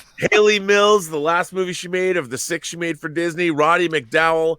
I want to delve into my childhood. Candle Shoe is on Disney Plus. The Treasure of Matacumbe is on. I mean, there's all these movies that I watched when I was a kid because I saw all the Disney live action films when I was a kid. I got to go back and delve into that. 20,000 Leagues Under the Sea, still one of the great sci-fi fantasy films so ever much is made. on there. I just need to see an Island at the Top of the World come on to Disney Plus. Where is that, John? So much is on there. I got to start digging into its library a bit. Christopher Rosado writes, pick a movie, pick one actor to keep. The rest are played only by Muppets. For me, it would be Avengers Endgame and keep Robert Downey Jr. I disagree. I don't think even Robert Downey Jr. is the guy I keep. Robert Downey Jr. is great in it. I think he'd be one of the top 3 picks. But I think you need Captain America. I think you need Chris Evans playing Captain America in that one. I don't know. If you had to pick one actor in Endgame. Is it only Endgame or is it any movie? Well, I think it was any movie. But my question for you, though, is Endgame. I want to. I'm curious. No, you need Chris Evans. But for this thing, I would say Jaws. You keep Roy Scheider and everybody, including the shark, is a Muppet. Quint. He's a Muppet. Quint is a Muppet. God. How many men went into the water? I can't remember. 2,000 men went into the water. Only 120. Or however, oh my God, one of the greatest scenes in movie history, by the way, is that movie. I like that answer, Rob. That's a good one. Alex Hayna writes, episode 9 has been sitting at 86% audience rating since it opened. I don't think it's fixed, but isn't it a little suspect that it hasn't moved once from 2,000 to 68,000 reviews? Just seems statistically unlikely. I also wanted to hear your thoughts on it. No, somebody asked that question before, Alex. Actually, no, it's not even unusual. It's not even unusual. You know, I've given examples before where, like, after you get past a certain threshold of a sample size, you'll find statistics remain pretty much rock solid and the same. You know, when the first person brought that up, which is it's an idiot conspiracy theory. It's an absolute idiot conspiracy theory. But when that first came up, I pointed out that, listen, when I do our John Campea Show questions of the day, maybe sometimes it moves 1%, but after we get, like, say, the first, 200 votes, it'll usually show a percentage that will either be bang on or extremely close to once we have 4,000 votes on it. Because once you get past a certain couple of hundred votes, you get a general feeling for what the demographic is. And it's not like like, we'll talk about quite often how the Rotten Tomatoes critic rating will change, but that's because it normally launches with 12 votes, right? Normally when the critic rating on a Rotten Tomatoes thing comes out, it's normally with 12 critic reviews. Then you get 30 or 40, and it'll change. It'll go up and down. But once you get past, like on Rotten Tomatoes, once you get past like 200 reviews, 300 reviews, you won't see that percentage critic rating change either at all or very much at all. Like, usually once you get over 200 something reviews, whatever number it is, that's the number it's going to stay at. Even once you get 300, 400 or 500 reviews, because now you're at a high enough percentage of a sample size that you get what the general consensus is. The same is true with anything else. So no, this is not unusual. It's not unusual at all. I know it hasn't been unusual for our voting on the John Campea Show. It's not unusual for Rotten Tomatoes. So no, it's not at all. And Alex, I just noticed, because I'd missed, that was actually a $50 question. So you know what? I'm going to make that its own video as well. We'll go more in depth into that and look at some case studies, the case studies that I looked at before, and we'll go into that more in depth. So thank you, Alex, for sharing that and supporting the channel on that level. And keep your eye open for your own standalone video in the next couple of days on that. All right. Next up, Joe Byram writes, 60 years later, Kylo, hey honey, do you remember that time I hunted you down, kidnapped and tortured you? Ray, yes I do, darling. That was the moment. I knew right then that we would spend the rest of our lives together.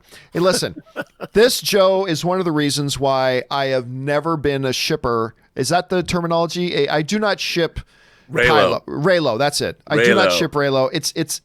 It's one of the dumbest things. It's absolutely one of the dumbest things. Come on, man. My columnist, Ali State, wrote a great column, Why We Need Raylo, on the burnettwork.net website. I mean, I have it right. Maybe she'll change my mind. But I am telling you, when your only exposure to somebody has been, first of all, in front of your eyes, murdering the first person to become like a father figure to you, and then murdered them in front of your eyes, then tried to kill you, then nearly killed your best friend. Then in the following movie, he wiped out most of your friends and people that you are now working with, and he kills most of them. They're almost all dead by the end of the movie. I'm sorry, no. There is no fluttering of the heart sparks. Chicks love point. Bad boys, dude. We know it. Yeah, I guess some girls just fall for the wrong guys. All right. Anonymous writes, it's so nice to see again both John and Rob's teams lose again in style. No first-round buys for you guys. Haha. True. I mean, first of all, the Seahawks losing yesterday, that was brutal. That was brutal, because you could make an argument that maybe they should have won that game. But they're still in the playoffs, which most people can't say about their team. The Seattle Seahawks are in the playoffs. The New England Patriots is a different story. They had no business. They could have won that game. They had no business winning that game. The New England Patriots just got outplayed. They did not show up to play that game. And Ryan Fitzpatrick was Ryan Fitzmagic. That Fitzpatrick played one of the best games of his career. And it's just flat out. They deserve to win. And New England deserved to lose that game. But, again, they're in the playoffs. and they finished 12-4. This is a testament, Rob, to how good the New England Patriots are. This is a testament to how good they are and how good they have been. That we are looking at this team that just won their division again and finished 12-4, and people like me are going, what a terrible season. Oh my God, what a terrible, embarrassing season this has been. Division champions, 12-4 in the playoffs. Whereas everybody else, if their team was 12-4, even once in 20 years, they'll be going, start playing in the Super Bowl parade. But that's how good the Patriots are and have been, is that they have a 12-4 season. And people like me are going, this has been an embarrassing season. This has been an absolutely horrible, terrible, embarrassing season for the New England Patriots. 12-4 in the playoffs, division champions. And that's what we're saying. It's an embarrassing season. Seahawks, 12-4, right? Well, or 11-5. I think they're 11-5 after last Finished night. 11-5 in the playoffs. They got to go to Philadelphia, even though they won more games than Philadelphia did, which is a stupid thing about the NFL playoffs. I think if you're the division champion, you should automatically be in the playoffs. You shouldn't automatically get to host a playoff game. That's stupid. The Seattle Seahawks are a better team. They had a much better season, and yet they, because they're not their division champ, they, with an 11-5 record, have to travel and play away in Philadelphia that finished 9-7. There's something fundamentally wrong with that system. That's got to be changed. I don't mind the idea of division champ automatically in the playoffs. I'm for that, but I do not like this system because I'm telling you right now, Seattle should not have to play on the road next weekend. They should be playing at home. But that's just me. But yeah, we both teams lost last night. Both teams lost, but the difference is that New England actually deserved to lose that game last night. But hey, they're in the playoffs. Okay, last one here with Rob here, because I know he's got other things he's got to do. The One writes, the Seahawks have clinched a first-round bye by having to play the Eagles in the first round of the playoffs. I don't know, man. If you had told me 5 weeks ago that, hey, Seattle's going to have to play in the wild card weekend, first round. They won't get a bye, but they get to play the Philadelphia Eagles. I would have gone, oh, well, start making your travel plans for the following week because they're going to win that game easy.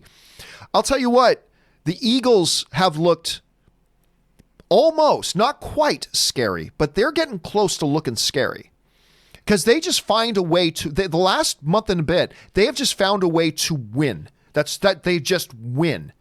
And I'll tell you what, I don't feel safe. As somebody who likes the Seahawks, I don't feel safe about that game again, especially since you got to go to Philadelphia and play in Philadelphia. How are you feeling about it, Rob, as the big Seahawks fan? I have to tell you, look, I mean, it was pretty cool seeing Marshawn Lynch, beast mode come back. Got a touchdown. I mean, that was pretty damn cool, I have to tell you. And we have a lot of injuries, and the Seahawks, their stats this season are not the best, but look, I think Uncle Pete and the boys, I do have a good feeling about the playoffs, but we're not up to snuff. We're not at where we should be, I think, and it's we have a lot of, like I said, a lot of injuries, but you know what? I think Seahawks are better than Eagles. And we're a coastal bird. We hunt in the ocean. Yeah, Eagles just hang out in the middle of trees. They don't have it hard. I mean, but Seahawks, the cold, bitter winds will carry us through. Hey, if I was in Vegas this weekend and had to put down $5 on a game, I'm definitely putting it on Seattle. But I'm just saying, you can't feel super confident about it. You just gotta whatever. But anyway, Rob. Listen, I know you got stuff you got to do. Thank you so much for being here. Of course, you'll be back again tomorrow. But in the meantime, brother, where can people find you and your exploits online? Well, you can find me on Twitter at BurnettRM. Find me on Instagram at RMBurnett. Or you can find me here on my own YouTube channel, The Burnett Work, and my show, Robservations, the show about something. And we will, of course, see you again tomorrow. Yes, sir. All right, dude. Thanks a lot for being here. And we will catch you next time, my friend. Yes, sir. All right, guys, with all that down, we're going to keep on with the show. We still got about another half hour or something Yeah, we got about a half hour more of the show left, so let's just keep on going, keep taking your questions here. The next one up comes to us from, where are we at here? Foresight is 2020 writes, I like that name. 2019 was a huge year for me in discovering shows. Number 7, His Dark Materials. Number 6, Watchmen. That's one we also didn't mention before. Number 5, Doom Patrol. Number 4, The John Campea Show. Thank you so much, my friend. Number 3, Cobra Kai. Number 2, The Mandalorian. Number 1, Harley Quinn. Have you seen it? Voice cast is superb, plus writing is terrific. It's Archer plus South Park, so funny. Again, I haven't watched it. And by the way, thank you for putting our show on there, Foresight. I haven't watched it because I find most of Marvel and DC's animated stuff to be really crap, to be honest with you. And I don't understand the appeal of it, but that's okay. I don't need to like it for other people to like it, enjoy it, and all that kind of stuff. Just it hasn't been for me. Again, there are a few exceptions. Some, the 1 or 2 Marvel things, 1 or 2 DC things I've really actually quite liked. But Harley Quinn, I thought the trailers looked bad. It's just not, it hasn't interested me. But again, Foresight, I'm hearing more and more people recommend it. So I just might have to cave in and go and check it out.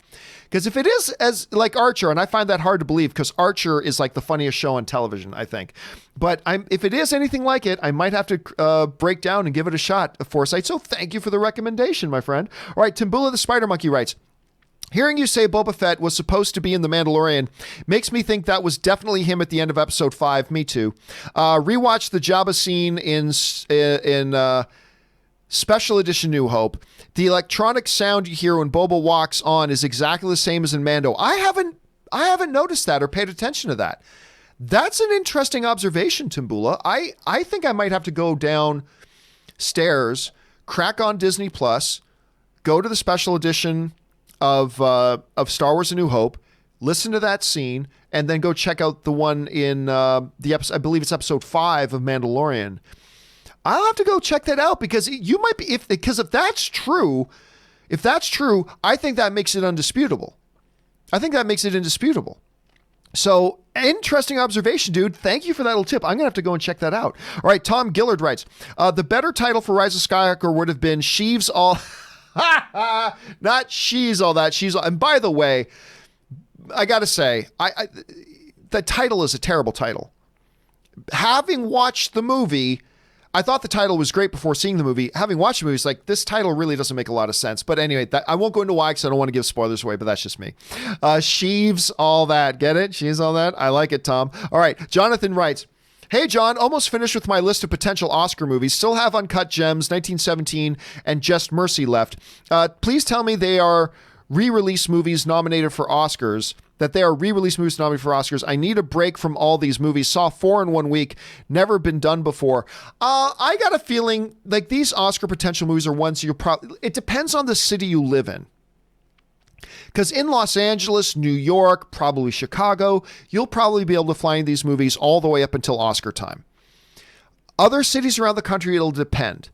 Because those are honestly the only 3 I've got left too. Is Uncut Gems, 1917, and Just Mercy. Those are the only 3 I got left. I've been burning through some screeners and all that kind of stuff. I'm almost all caught up. But those are ones I got to get to too. But if you live in one of those cities, Jonathan, you're probably fine. If not, it might be a coin toss. Shamanth writes, is the core concept of Star Wars a little too shallow for today's audiences? Sith don't really have any depth to them. No. Nothing is about the basic concept. It's not about the basic concept. It's what do you do with each individual story within the context and within that concept that you've set up. So no, there's nothing. By the way, you're saying is the core concept too shallow for today's audiences? The last 5 movies have averaged over $1 billion each. Does that sound like it's too shallow for today's audiences? They've averaged over $1 billion each. So and that's with one kind of flopping in Solo, which I still liked, but it's a movie they never should have made. But even considering the flop of Solo, it's still averaging over $1 billion. So no, and it's not about general concept having depth. It's about what you look. Even Breaking Bad, guy discovers illness to make more money. He becomes a drug dealer. Okay, well, that could be good. That could be bad. The difference is they executed it fantastic, and it turned out to be great. Jonathan writes, here's my quick non-spoiler review of The Rise of Skywalker. Whereas Endgame knew how to slow down with its characters, The Rise of Skywalker was a mad scramble to course correct the series and find a proper end to a 30-year saga. Elements of the end, no spoilers, were laughably ridiculous. It was like some Romeo and Juliet bullshit. As a trilogy, this was not cohesive at all. You can tell JJ hated The Last Jedi, even going so far as to have characters vocally rebuke The Last Jedi. Sad part is this movie will not unite fans. Despite what Rotten Tomatoes is showing, I believe Star Wars has ended with a divided fan base, and that's pretty sad. Script needed work too. All in all, I give it a C. In Marvel we trust, I hope. Well, again, listen, you're preaching to the choir. I mean, a lot of the things you're saying there, Jonathan, are things that I've echoed myself about the movie and why I didn't think it worked. JJ had a big task in front of him. He was going for a lot of big, audacious things, and I applaud him for it. And yeah, most people I talk to, most average film fans I talk to, did like the movie. And that's great. That's fantastic. But let's be honest. There are some people that were never going to like this movie no matter what. And there are some people that were going to like it no matter what. So, I mean, this movie was never going to unite the fan base. It never was. The question is, could it make some headway in uniting the fan base? I would argue that it probably did make some headway. I think it did make some headway. But, I mean, let's be honest. After the original trilogy, nothing has come close to that plateau. Nothing Star Wars has ever done has come close to the plateau of the original trilogy. And that's okay, because that's an unbelievably high standard. Just like, we haven't had a crime movie as good as The Godfather. Okay, yeah, but that's because The Godfather is the highest of high standards. By the way, since Rob's not here, I think I can take off my headphones now. You can see my headphone gap in my hair. Anyway, it's okay to say we can't possibly meet the standard of Godfather because those are the Godfathers. You're never going to meet the standard of the original. And look, the prequels were such utter garbage. I think every movie they've done now has all been better than all of the prequel nonsense. That's just my opinion. Some people feel differently, and that's fine. But yeah, I mean, Star Wars hasn't really been Star Wars since The Return of the Jedi. I mean, Return of the Jedi was the last real Star Wars thing we've had. Everything else has been sometimes good, sometimes really good, sometimes entertaining, and all that kind of stuff, but nothing's come close to the original trilogy. And I think we're just seeing the effects of that, and yeah, we'll have to, it is what it is. ZMG Ruler writes, I'm predicting Wonder Woman 84 will make $1.4 billion. Oh, I don't. I don't. I mean, it'd be great if it does, because it would have to be really damn good to get that high.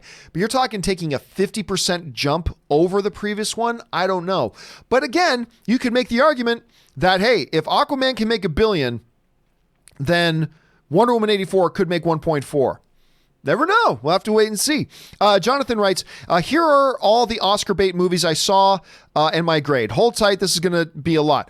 Once Upon a Time in Hollywood, B+. Hustlers, A. Ad Astra, B. Ugh, I did not like Ad Astra. Joker, A. The Farewell, A. Parasite, A+. Beautiful Day, A+. Bombshell, A-. Little Women, A-. Irishman, A-. Marriage Story, A+. The Laundromat, D-. Jojo Rabbit, A+. Ford v Ferrari, A. Pain and Glory, the first foreign film to see in theaters, A. Dolomite, B+. Judy, B+. Lighthouse, at first A-, but now B+. I gotta agree with you, a little bit too weird, but marvelously compelling though, right? Just because of the performances in it. But I agree. I walked out of the movie going, I was compelled. My eyes were glued to the screen. I love the dialogue and the characters. But what the hell did I just watch? I mean, that's exactly how I felt coming out of there. Knives Out, A-. Honey Boy, A. Queen and Slim, A. And finally, Richard Jewell, B+. Holy shit, that is a lot. Still have Two Popes, 1917, Uncut Gems, and Just Mercy. Mr. Campea, your thoughts on it all? Damn, I'm tired. Well, I can't give my thoughts on all of them because I can't sit here for an hour, clearly, and do all of them. But listen, my top 5, which can now only be moved by 1917, Uncut Gems, and Just Mercy, because those are the 3 I haven't seen. So as of right now, after seeing all the rest, my top 5 has actually not moved for almost a month. My top 5 as of this moment is still number 1, Jojo Rabbit. That is still my number 1 film of the year. Number 2, Parasite. Remarkable film. It is my number 2 film of the year right now. Number 3 is Knives Out by Rian Johnson. Number 4 is The Farewell. And number 5 is Ford v Ferrari. That is my top 5 right now. And it hasn't shifted even after watching a bunch of the screeners. Now, maybe Uncut Gems, maybe 1917, maybe one of these films, maybe Just Mercy will move that around, but that's where I'm at right now. But it highlights again, Jonathan, that I feel like for the last couple years, we start to head into the home stretch of the year. Like we get around, September, and we start to think, man, maybe this wasn't that good of a year for movies. But then we get to the end of the year and we really start to look back on the great movies and think, oh my God, this was a marvelous year for movies. There have been so many great movies this year, but those are the ones I still got to balance out. But that's my top 5 as of right now. I still got to do my top 10 of the year, which I will do probably tomorrow. I'll put up a standalone video for my top 10 movies of the year. So that'll probably be tomorrow. Keep your eyes open for that. And we'll see if some of those other films on your list, Jonathan, make the list as well. Thanks for sharing your list and your grades, man. You have been busy. You've been really busy. All right. Okay. Here he goes. Jonathan, also right, I didn't get around to this one. Will you also be making your list of potential Oscar nominees before the announcement? That's my plan. If so, we would love to hear yours. Rob, Aaron, and Chris's list. Wish me luck on the last 4 movies. After this, I'll need a break from movies. Yeah, I'll probably, going into the week of the announcement of the Academy Award nominees, I will not only have given my top 10 list, I will probably also make a list of what my prediction is for which films will get the nominations, which may look different than my personal top 10. Because there might be a film or two in my top 10 that I just don't think the Academy's going to see it the same way, and I don't think it's going to get a Best Picture nomination. So we will have to wait and see. But yes, I will make that list as well. Jared McBride writes, how about my 49ers beating the Seahawks? What a great game by both teams. It was a great game. Some may argue the Seahawks might have gotten screwed, but either way, it was super tight, super close. These are two very, very entertaining teams to watch this year. Very entertaining teams to watch this year. These guys both teams have been a lot of fun to watch. All right, let's see. Kenneth Colton writes, happy Monday, John and Rob. So I have joked people coming home from cats and finding their cats dead. As it stands now, this film will lose at least $71 million. And yeah, that's a story. That's an official story that came out in one of the major trades, is that it looks like right now that minimum Cats will lose the studio $71 million, and it could be more than that. It could end up losing the studio even more than that. This is career-ending money. For other than a major studio, this is a company-destroying amount of loss. A $71 million loss. It's oh God, it's sad, man. It's sad. I mean, you never want to see a movie fail. You want them to succeed, even if you don't like the movie. At least, common sense people want people to succeed. Like, I may not like it, but I hope other people like it. And I hope it does well for all the people involved who put all their creative juices into trying to do something. But, whoo, man, this just turned out to be a disaster. Kenneth also writes, hail Obi-John and Robert the Hot Toy Love Machine. Which film will make more at the box office? Denis Villeneuve's Dune or Christopher Nolan's Tenet?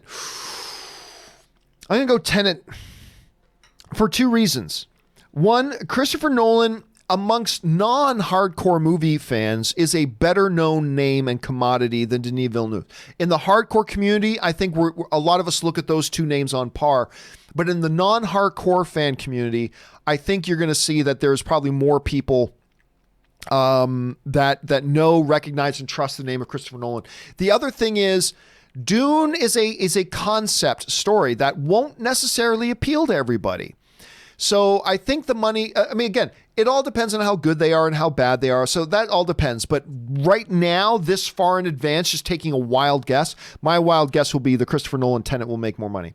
Trond Michelson writes, it's important to remember that The Last Jedi opened a week before The Rise of Skywalker. So this week is the Last Jedi's Christmas week. I think The Last Jedi will pull ahead of The Rise of Skywalker this week. And I don't think The Rise of Skywalker will catch up. The Rise of Skywalker should still cross 1 billion, though. This is all true, but its pace is also significantly higher right now. We'll have to wait and see. And also, I believe that in general, The Rise of Skywalker is being received a little bit better than The Last Skywalker was. So it's going to be close. because the Last Jedi started so much ahead of The Rise of Skywalker with its opening weekend that can it fully close that gap and then close the deal of actually catching it? Don't know. I do think it'll be close, though. I do think it'll be close, again, because I think people are responding a little bit better. More people are responding well to The Last Jedi than they did, or to The Rise of Skywalker, than they did to The Last Jedi. So we'll have to wait and see. It's going to be close. It's going to be close one way or the other.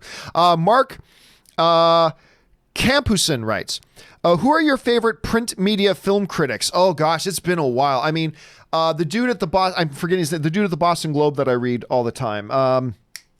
He's one of the main ones that I read in print, is the dude from the Boston Globe. I also generally like a couple of guys over at Forbes, including Scott. So I like the guys at Forbes as well. So yeah, there's a couple of them, but it's been a while since, like, I don't get physical media delivered to my house anymore like I did years and years ago. So it's becoming more of a small thing. Winnie the Pooh writes, if film subjective, what purpose of critics? The purpose of critics is simply to give you a point of view and perspective. That's all. It is to give a point of view and perspective. It's to tell you what worked for them and what didn't work for them. Now, as you get to know a film critic, you start to understand, like, my favorite film critic of all time was Roger Ebert. I disagreed with him half the time. So it's not about, like, the basis of my idea about who and what my favorite film critic is not about, who says the things that I agree with. That's not the point of a film critic or what makes a good film critic to me. It's that I got to understand his sensibilities, and I started to really like how he broke down a movie and why he did like something and why he didn't. And then as I got to know him as a film critic, and I really loved the way he broke down his personal opinions of films, I started to realize that, okay, he didn't like this about a particular movie I liked, but then I did. So as I got to know the critic and was more and more familiar, that when Roger wouldn't like something very similar to that, it would make me go, okay, so I'll probably respond to it this way.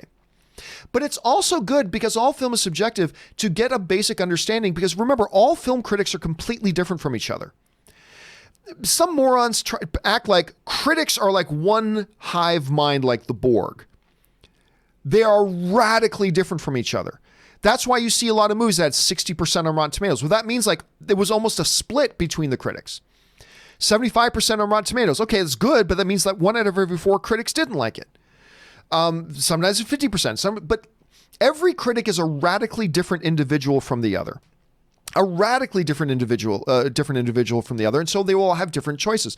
So when you go and watch a critic review or look up a Rotten Tomatoes score or something like that, when you get like 500 film critics who are vastly different from each other and have vastly different tastes from each other, and they come in at like 90-something% on a movie, well, then it doesn't guarantee you'll like it, but it gives you a good indication. I think there's a high probability that I will. If 500 different critics who are totally different from each other and have totally different points of view from each other and all that kind of stuff, then who knows?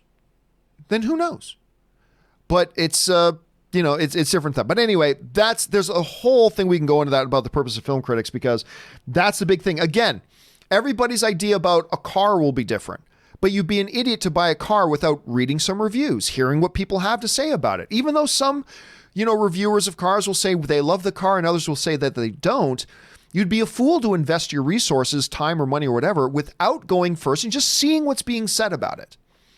And then make your own determination about understanding what's being said and how I think it looks. Do I want to spend my time and money on this movie? So anyway, that's a thing to me. All right. Marie Seifring writes, Frozen 2 passes 1.2 billion. The House of Mouse is having a very good year. Yep. And then Star Wars is going to cross $1 billion. And I can't remember the final number about how many movies this year are going to be billion-dollar movies for Disney, but it's going to be some sick, ridiculous number. Anthony Rossi writes, John, love your show since the AMC days. Thank you, Anthony.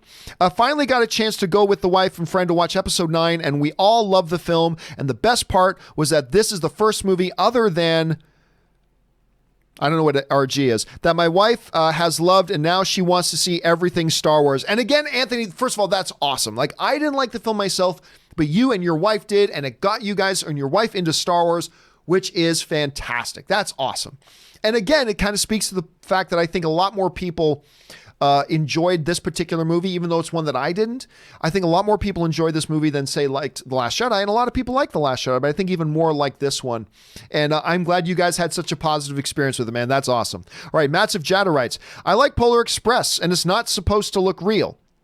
Well, that's true. I mean, a lot of people like Polar Express. It's not a photoreal animation, but it's animation. Edgar Navarro writes, top 10 movies of 2019 in order. Number 10, Good Boys. Number 9, Frozen 2. Number 8, Abominable. I really liked Abominable. Anyway, number 7, A Beautiful Day in the Neighborhood, which was awesome. Number 6, Blinded by the Light. Number 5, Ford v Ferrari. Number 4, Jojo Rabbit. Number 3, Endgame. Number 2, Knives Out. And number 1, Booksmart. Yeah, Booksmart was, for me, for a while, my number 1 film of the year. It's now dropped down to number 6. But it is one of the best films of the year. That movie so pleasantly surprised me. I loved it. It's good to see you've got it at the top of your list, Edgar. Thanks for sharing your list, man. All right, Cody Cord writes, hey, John, I was wondering, would it be cheating if I waited until mid-January for my 10 best films of 2019, since I want to see 1917 and Just Mercy since they aren't showing until then? Plus, they might get into my top 10, so do I wait or post it out? Wait. Because technically speaking, 1917 and Just Mercy are 2019 films. They may not be playing in your area, but they are open in theaters.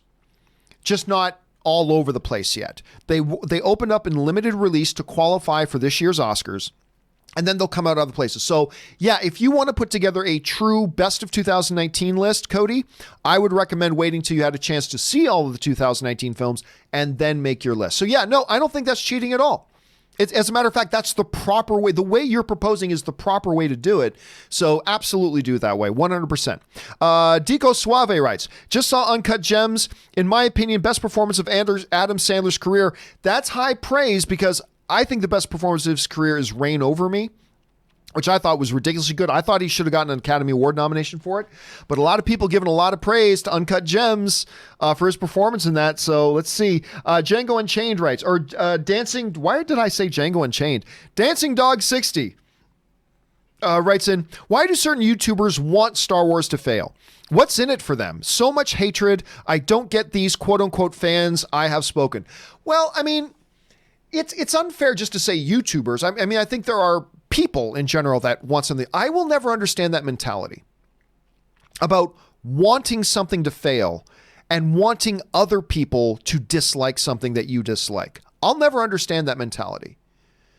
Like, and I think it has to do with some people are insecure and feel like I don't like a movie.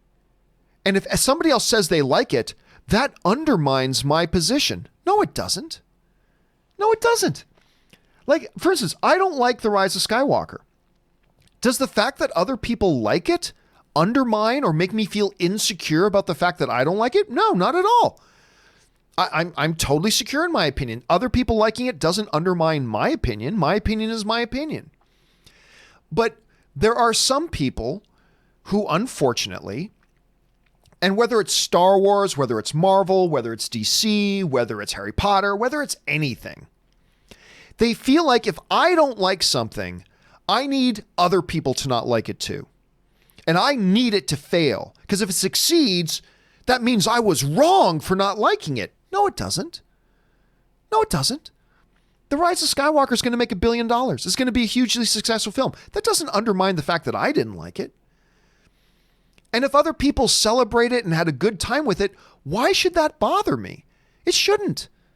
We should celebrate that other people like something, even if we don't. So shouldn't we want all of our fellow film fans to enjoy the movies they like, whether we like it or not? So no, look, and it's one thing to really dislike a movie, and that's fair. It's another thing to try to then actively campaign to get other people to not like it too, or to hope for something to fail, or something along those lines. I don't understand it. I think it's a ridiculous position to have. I think if you're a real film fan, you want every film to be good.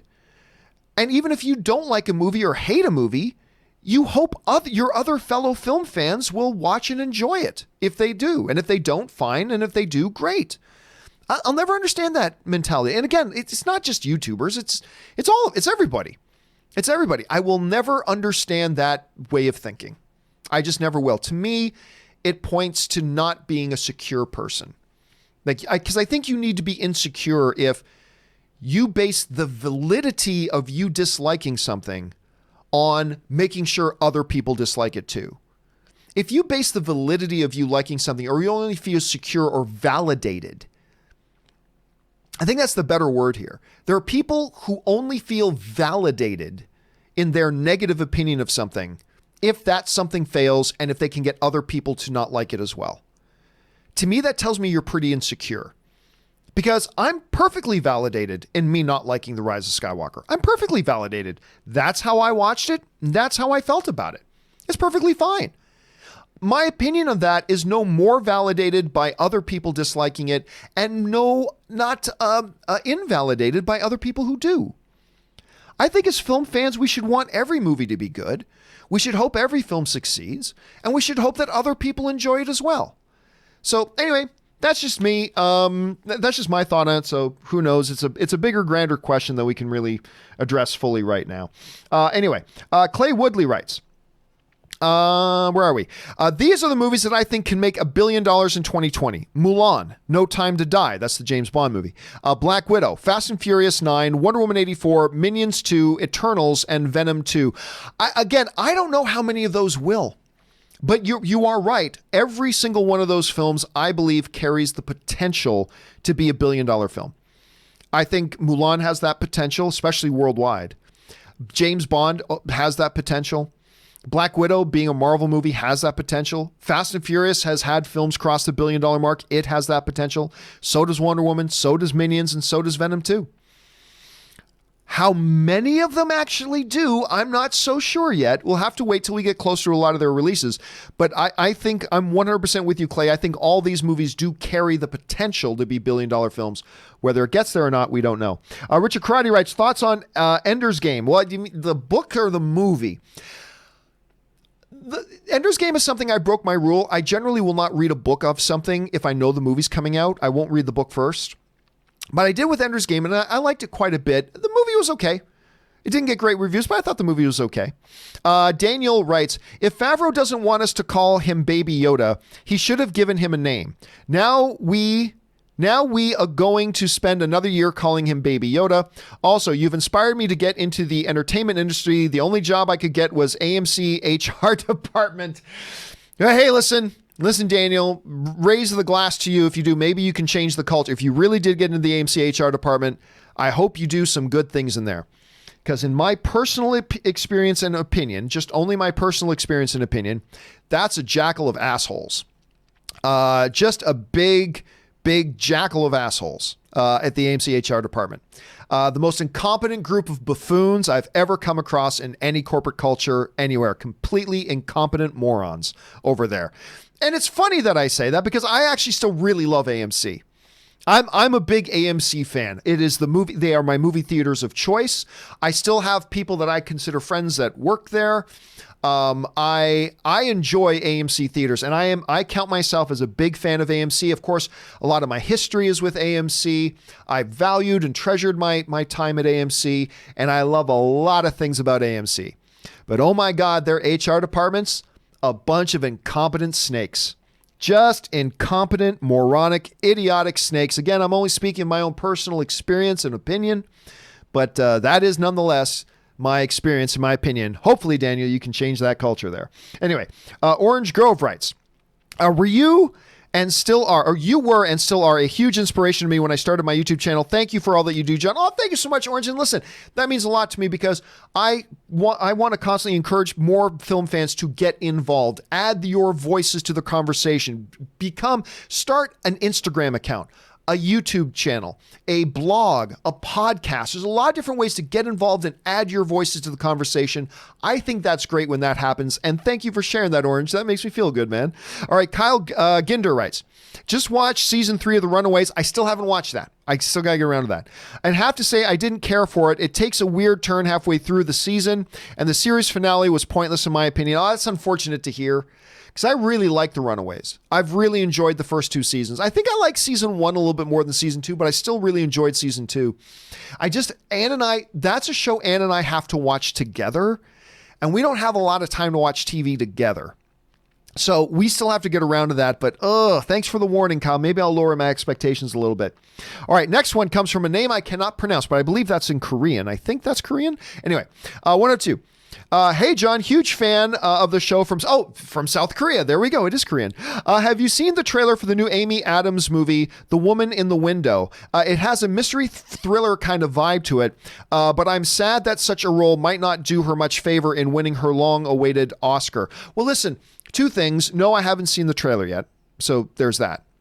The second thing is, not every movie is about getting you your long-awaited Oscar. It's about just doing a movie that is fulfilling to you think will be challenging and good, and that you would enjoy playing it, and hopefully it'll win an Oscar. But by the way, it's almost impossible to tell from a trailer what's going to get an Oscar nom. Who knows? Who knows? Let's see, but maybe the movie's not that good. Maybe it's great, but I haven't seen the trailer yet myself, so I can't really give an opinion on that per se. But I'm a big Amy Adams fan. I think most of us are probably big Amy Adams fans. So I'll definitely be curious to go and check that trailer out. Thank you for putting it on my radar, man. I appreciate that. ZMG Ruler writes, which happens first, Justice League 2 or you moving to Canada? Probably me moving to Canada. I think that probably happens first because I don't think a Justice League 2 will happen within the next 3 years. And probably sometime right around that window is probably when we move back to Canada. So we'll have to wait and see. Eric Silva Gomez writes, Portrait of a Lady on Fire is my favorite movie of the year. Also, Blinded by the Light is in my top 5 for 2019. Portrait of a Lady on Fire was not the movie I thought it was going to be. And that's not necessarily a bad thing. But they only really had the one trailer for it. So I had a certain expectation of it.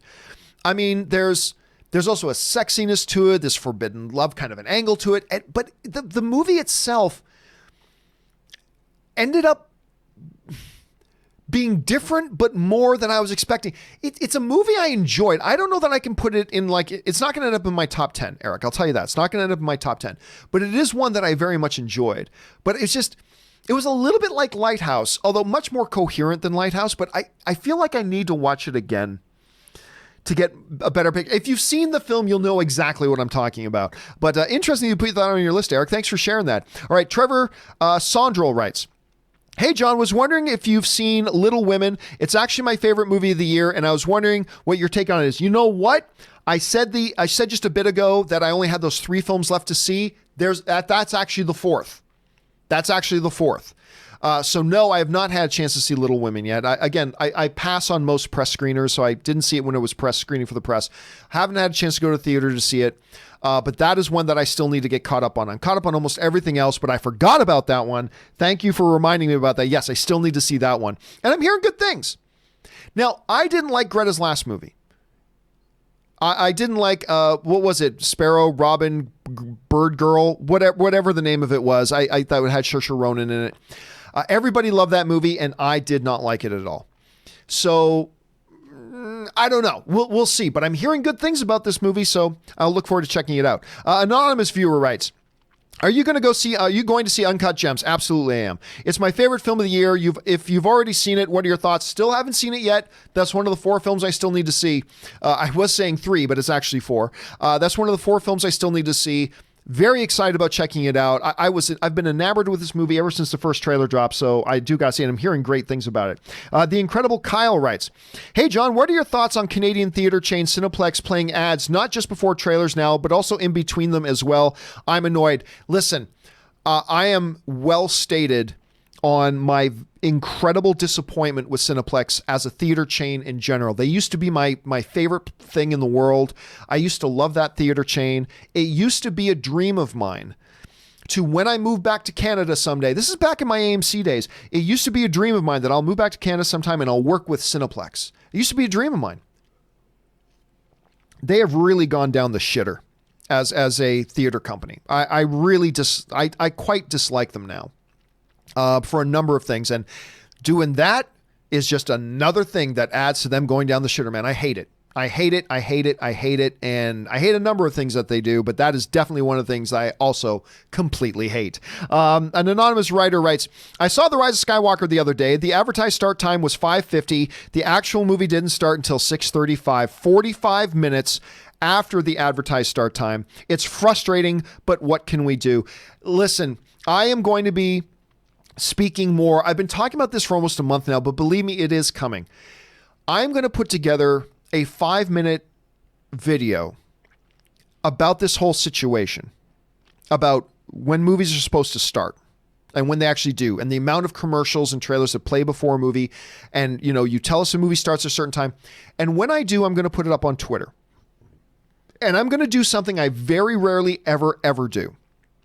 I'm going to campaign to you guys and ask you guys to, when I put that tweet up with that video, and I will hashtag in that video, AMC, my beloved AMC, Regal, Cinemark, Landmark, Cineplex, every movie theater chain I can think of, I will add in that. And I'm going to get on and then let you guys know that I have done it. And I'm going to ask all of you guys to retweet it.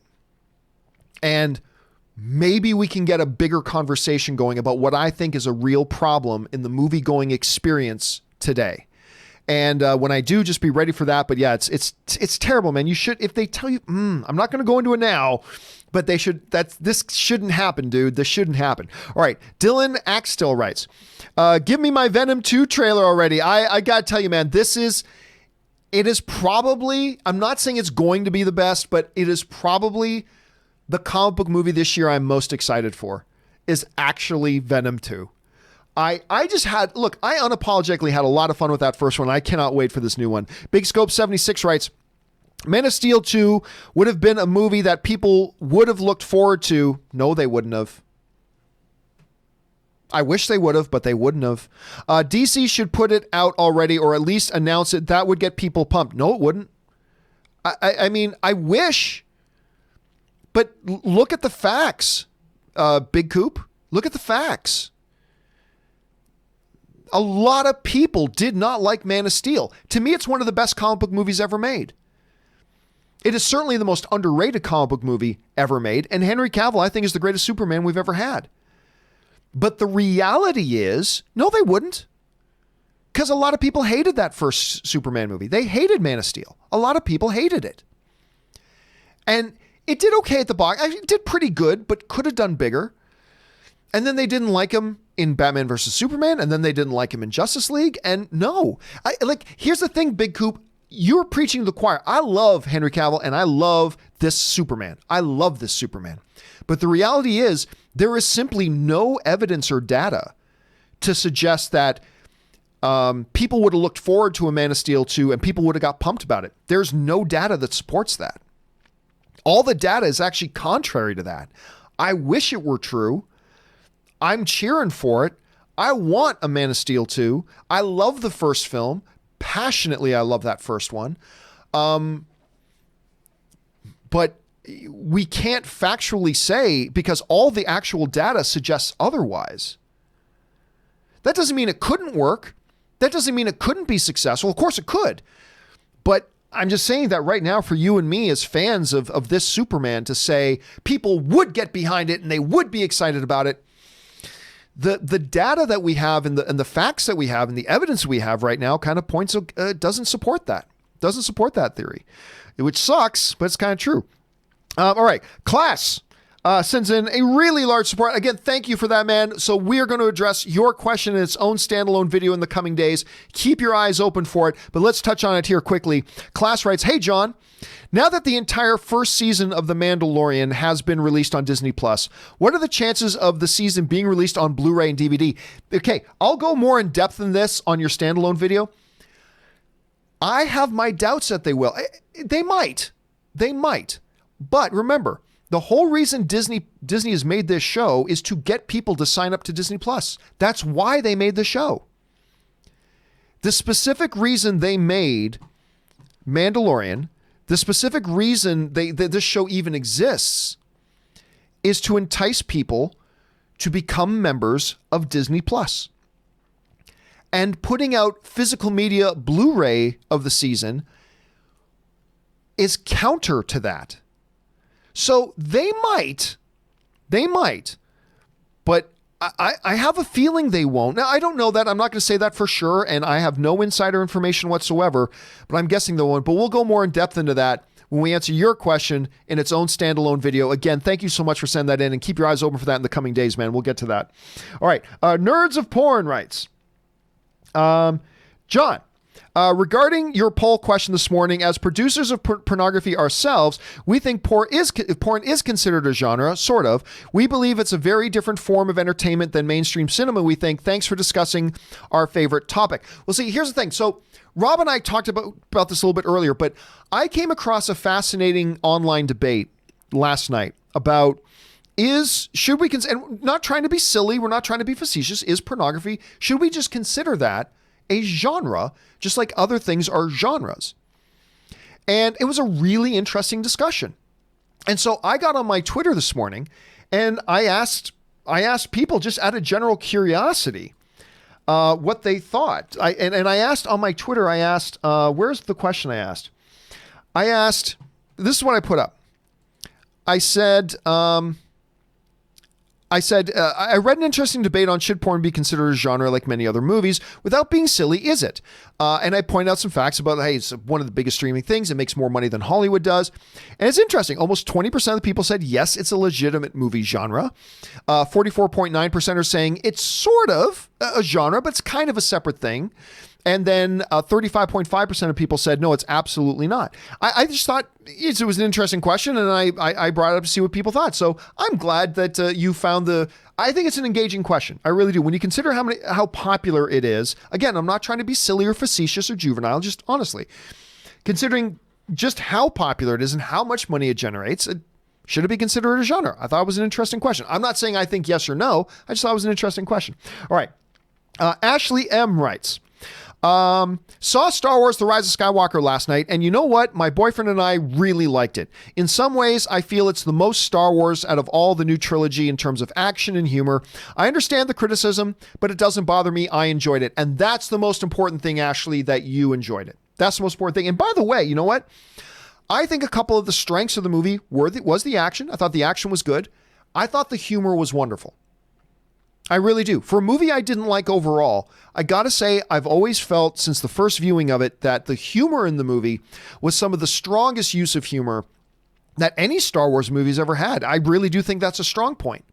And so, different elements will be more or less more or less important to us as individuals. And if those are the things that are the most important to you, then this movie's going to work for you, and that's awesome. So again, it had other things that really didn't work for me that were a little bit more standoutish, but the bottom line is, it doesn't matter what other people thought. If you liked it, that's all that counts. And I'm glad that you did. And I'm glad you had a good time with it. All right. Only got time for a couple more questions here, guys. And then we're going to have to wrap it up today because we're already almost at the 2.5 hours. PLZ writes, Star Wars literally is 2 theme parks now. Marketing wise, doesn't this limit the future films and Disney Plus shows to stay within the Skywalker era?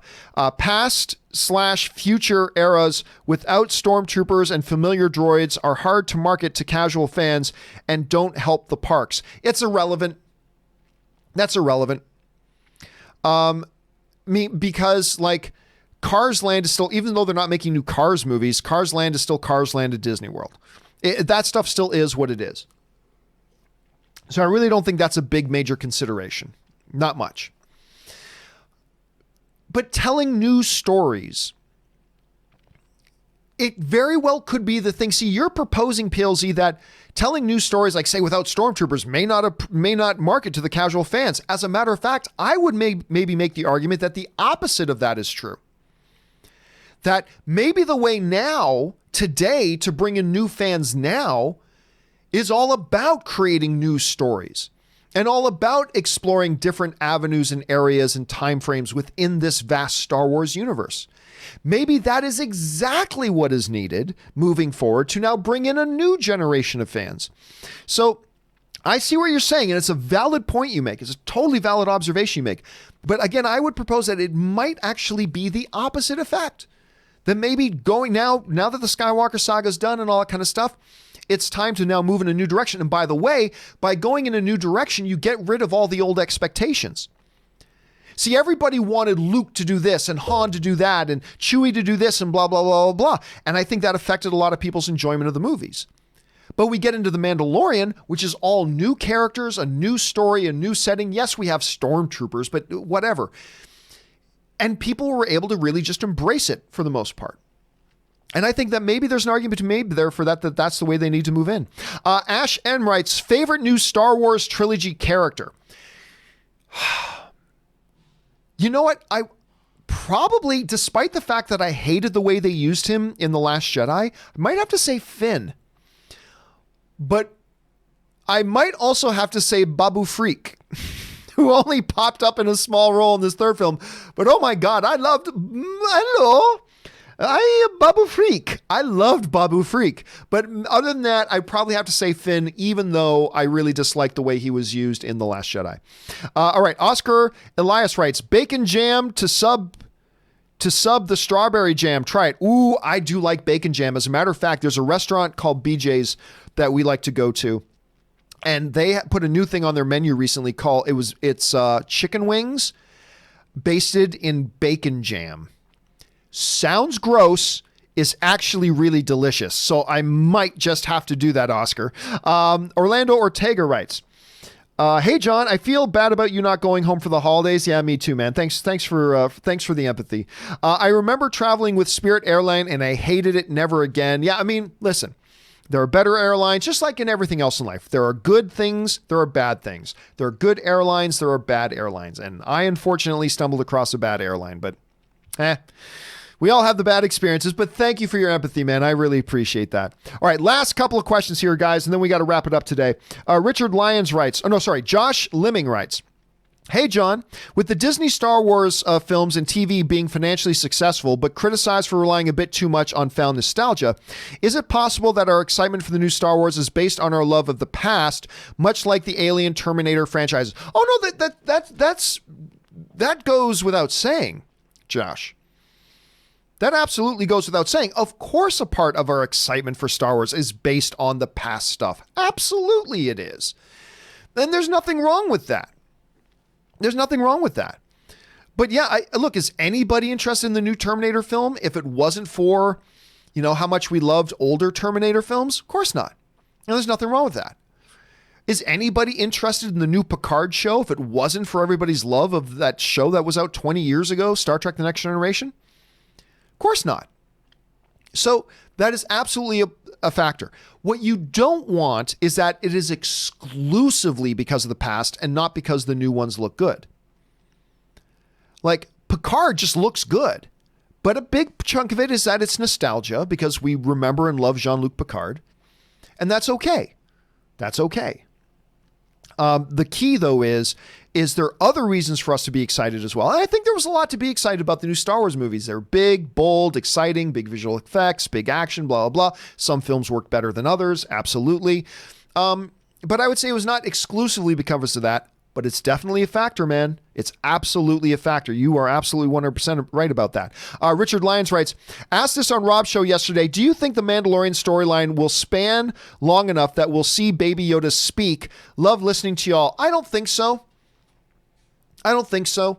I mean, if Baby Yoda right now is 50, then it's probably at least, probably another 50 years from speaking. But it all depends on the rate. Like maybe the first 50 years are really slow growth, and then maybe the next 10 years after that are quick growth. We just don't know anything about the species to know that for sure. And it would be a mistake to evaluate it based on human physiology. So, but my guess is if they stay consistent, then no, we probably won't hear Baby Yoda speak. And I'm okay with that. I'm okay. Keep that part to itself, just like keep certain things secret.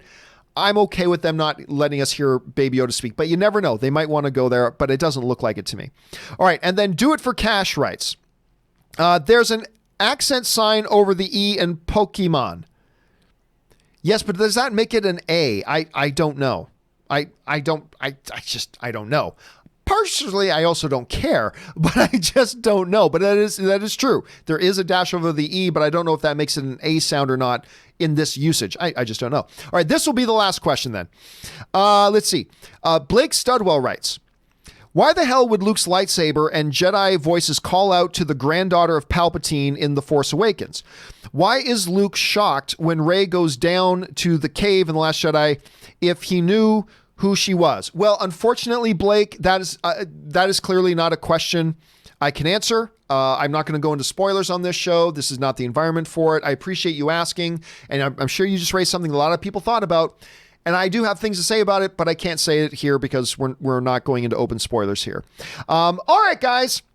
For everybody else who still has questions outstanding, from Alex, Zran, Matt, Jewish Singer 613, and everybody else, do not worry. We are going to get around to your questions either in a companion video later, or we'll start tomorrow's show with these questions. We'll start tomorrow's show with your questions. We'll get through all of your remaining questions before we get into the new ones on tomorrow's show. But one way or the other, your questions are getting answered in the video, so keep your eyes open for that. Guys, that will do it for today's installment of the John Campea Show. Thank you so much for being here on this glorious Monday and joining with me and Rob. By the way, special thanks to Robert Meyer Burnett for being here. And of course, he will be back on again tomorrow for the John Campea Show. Special thank you to all you guys for watching it. And especially big thanks to all you guys who sent in these live questions. For two reasons. Number one, because you gave us great fun things to talk about. But number two, you supported the channel while you were doing it. And all of us here on the John Campea Show, thank you so very much for that. Guys, make sure you subscribe to this channel if you're not subscribed to it already. Click on that subscribe button. Already 200,000 people have done it. Why don't you add your name to that list as well? And don't forget, guys, you can use that tip link to send in your question anytime 24/7, and we will get around to your question the very next show that we do. So you can use that anytime. You can start firing in questions or thoughts you might have even right now. All right, guys, that will do it for me for today. Thanks so much for being here. Just for those of you who are Patreon supporters, you know we try a couple times a week to do the post-show chats. I have fact checker Jonathan and Ray here today because we have a project we have to do for the channel, which I'm not going to talk about right now, but I will let you guys know soon. So they're downstairs waiting for me. So today there will not be a John Campea Show post-show chat, but that will return again tomorrow. So come on over and join us for those of you who are Patreon supporters. All right, that'll do it for me for now, guys. Thanks so much for being here. My name is John Campea, my friends, and until next time, bye-bye.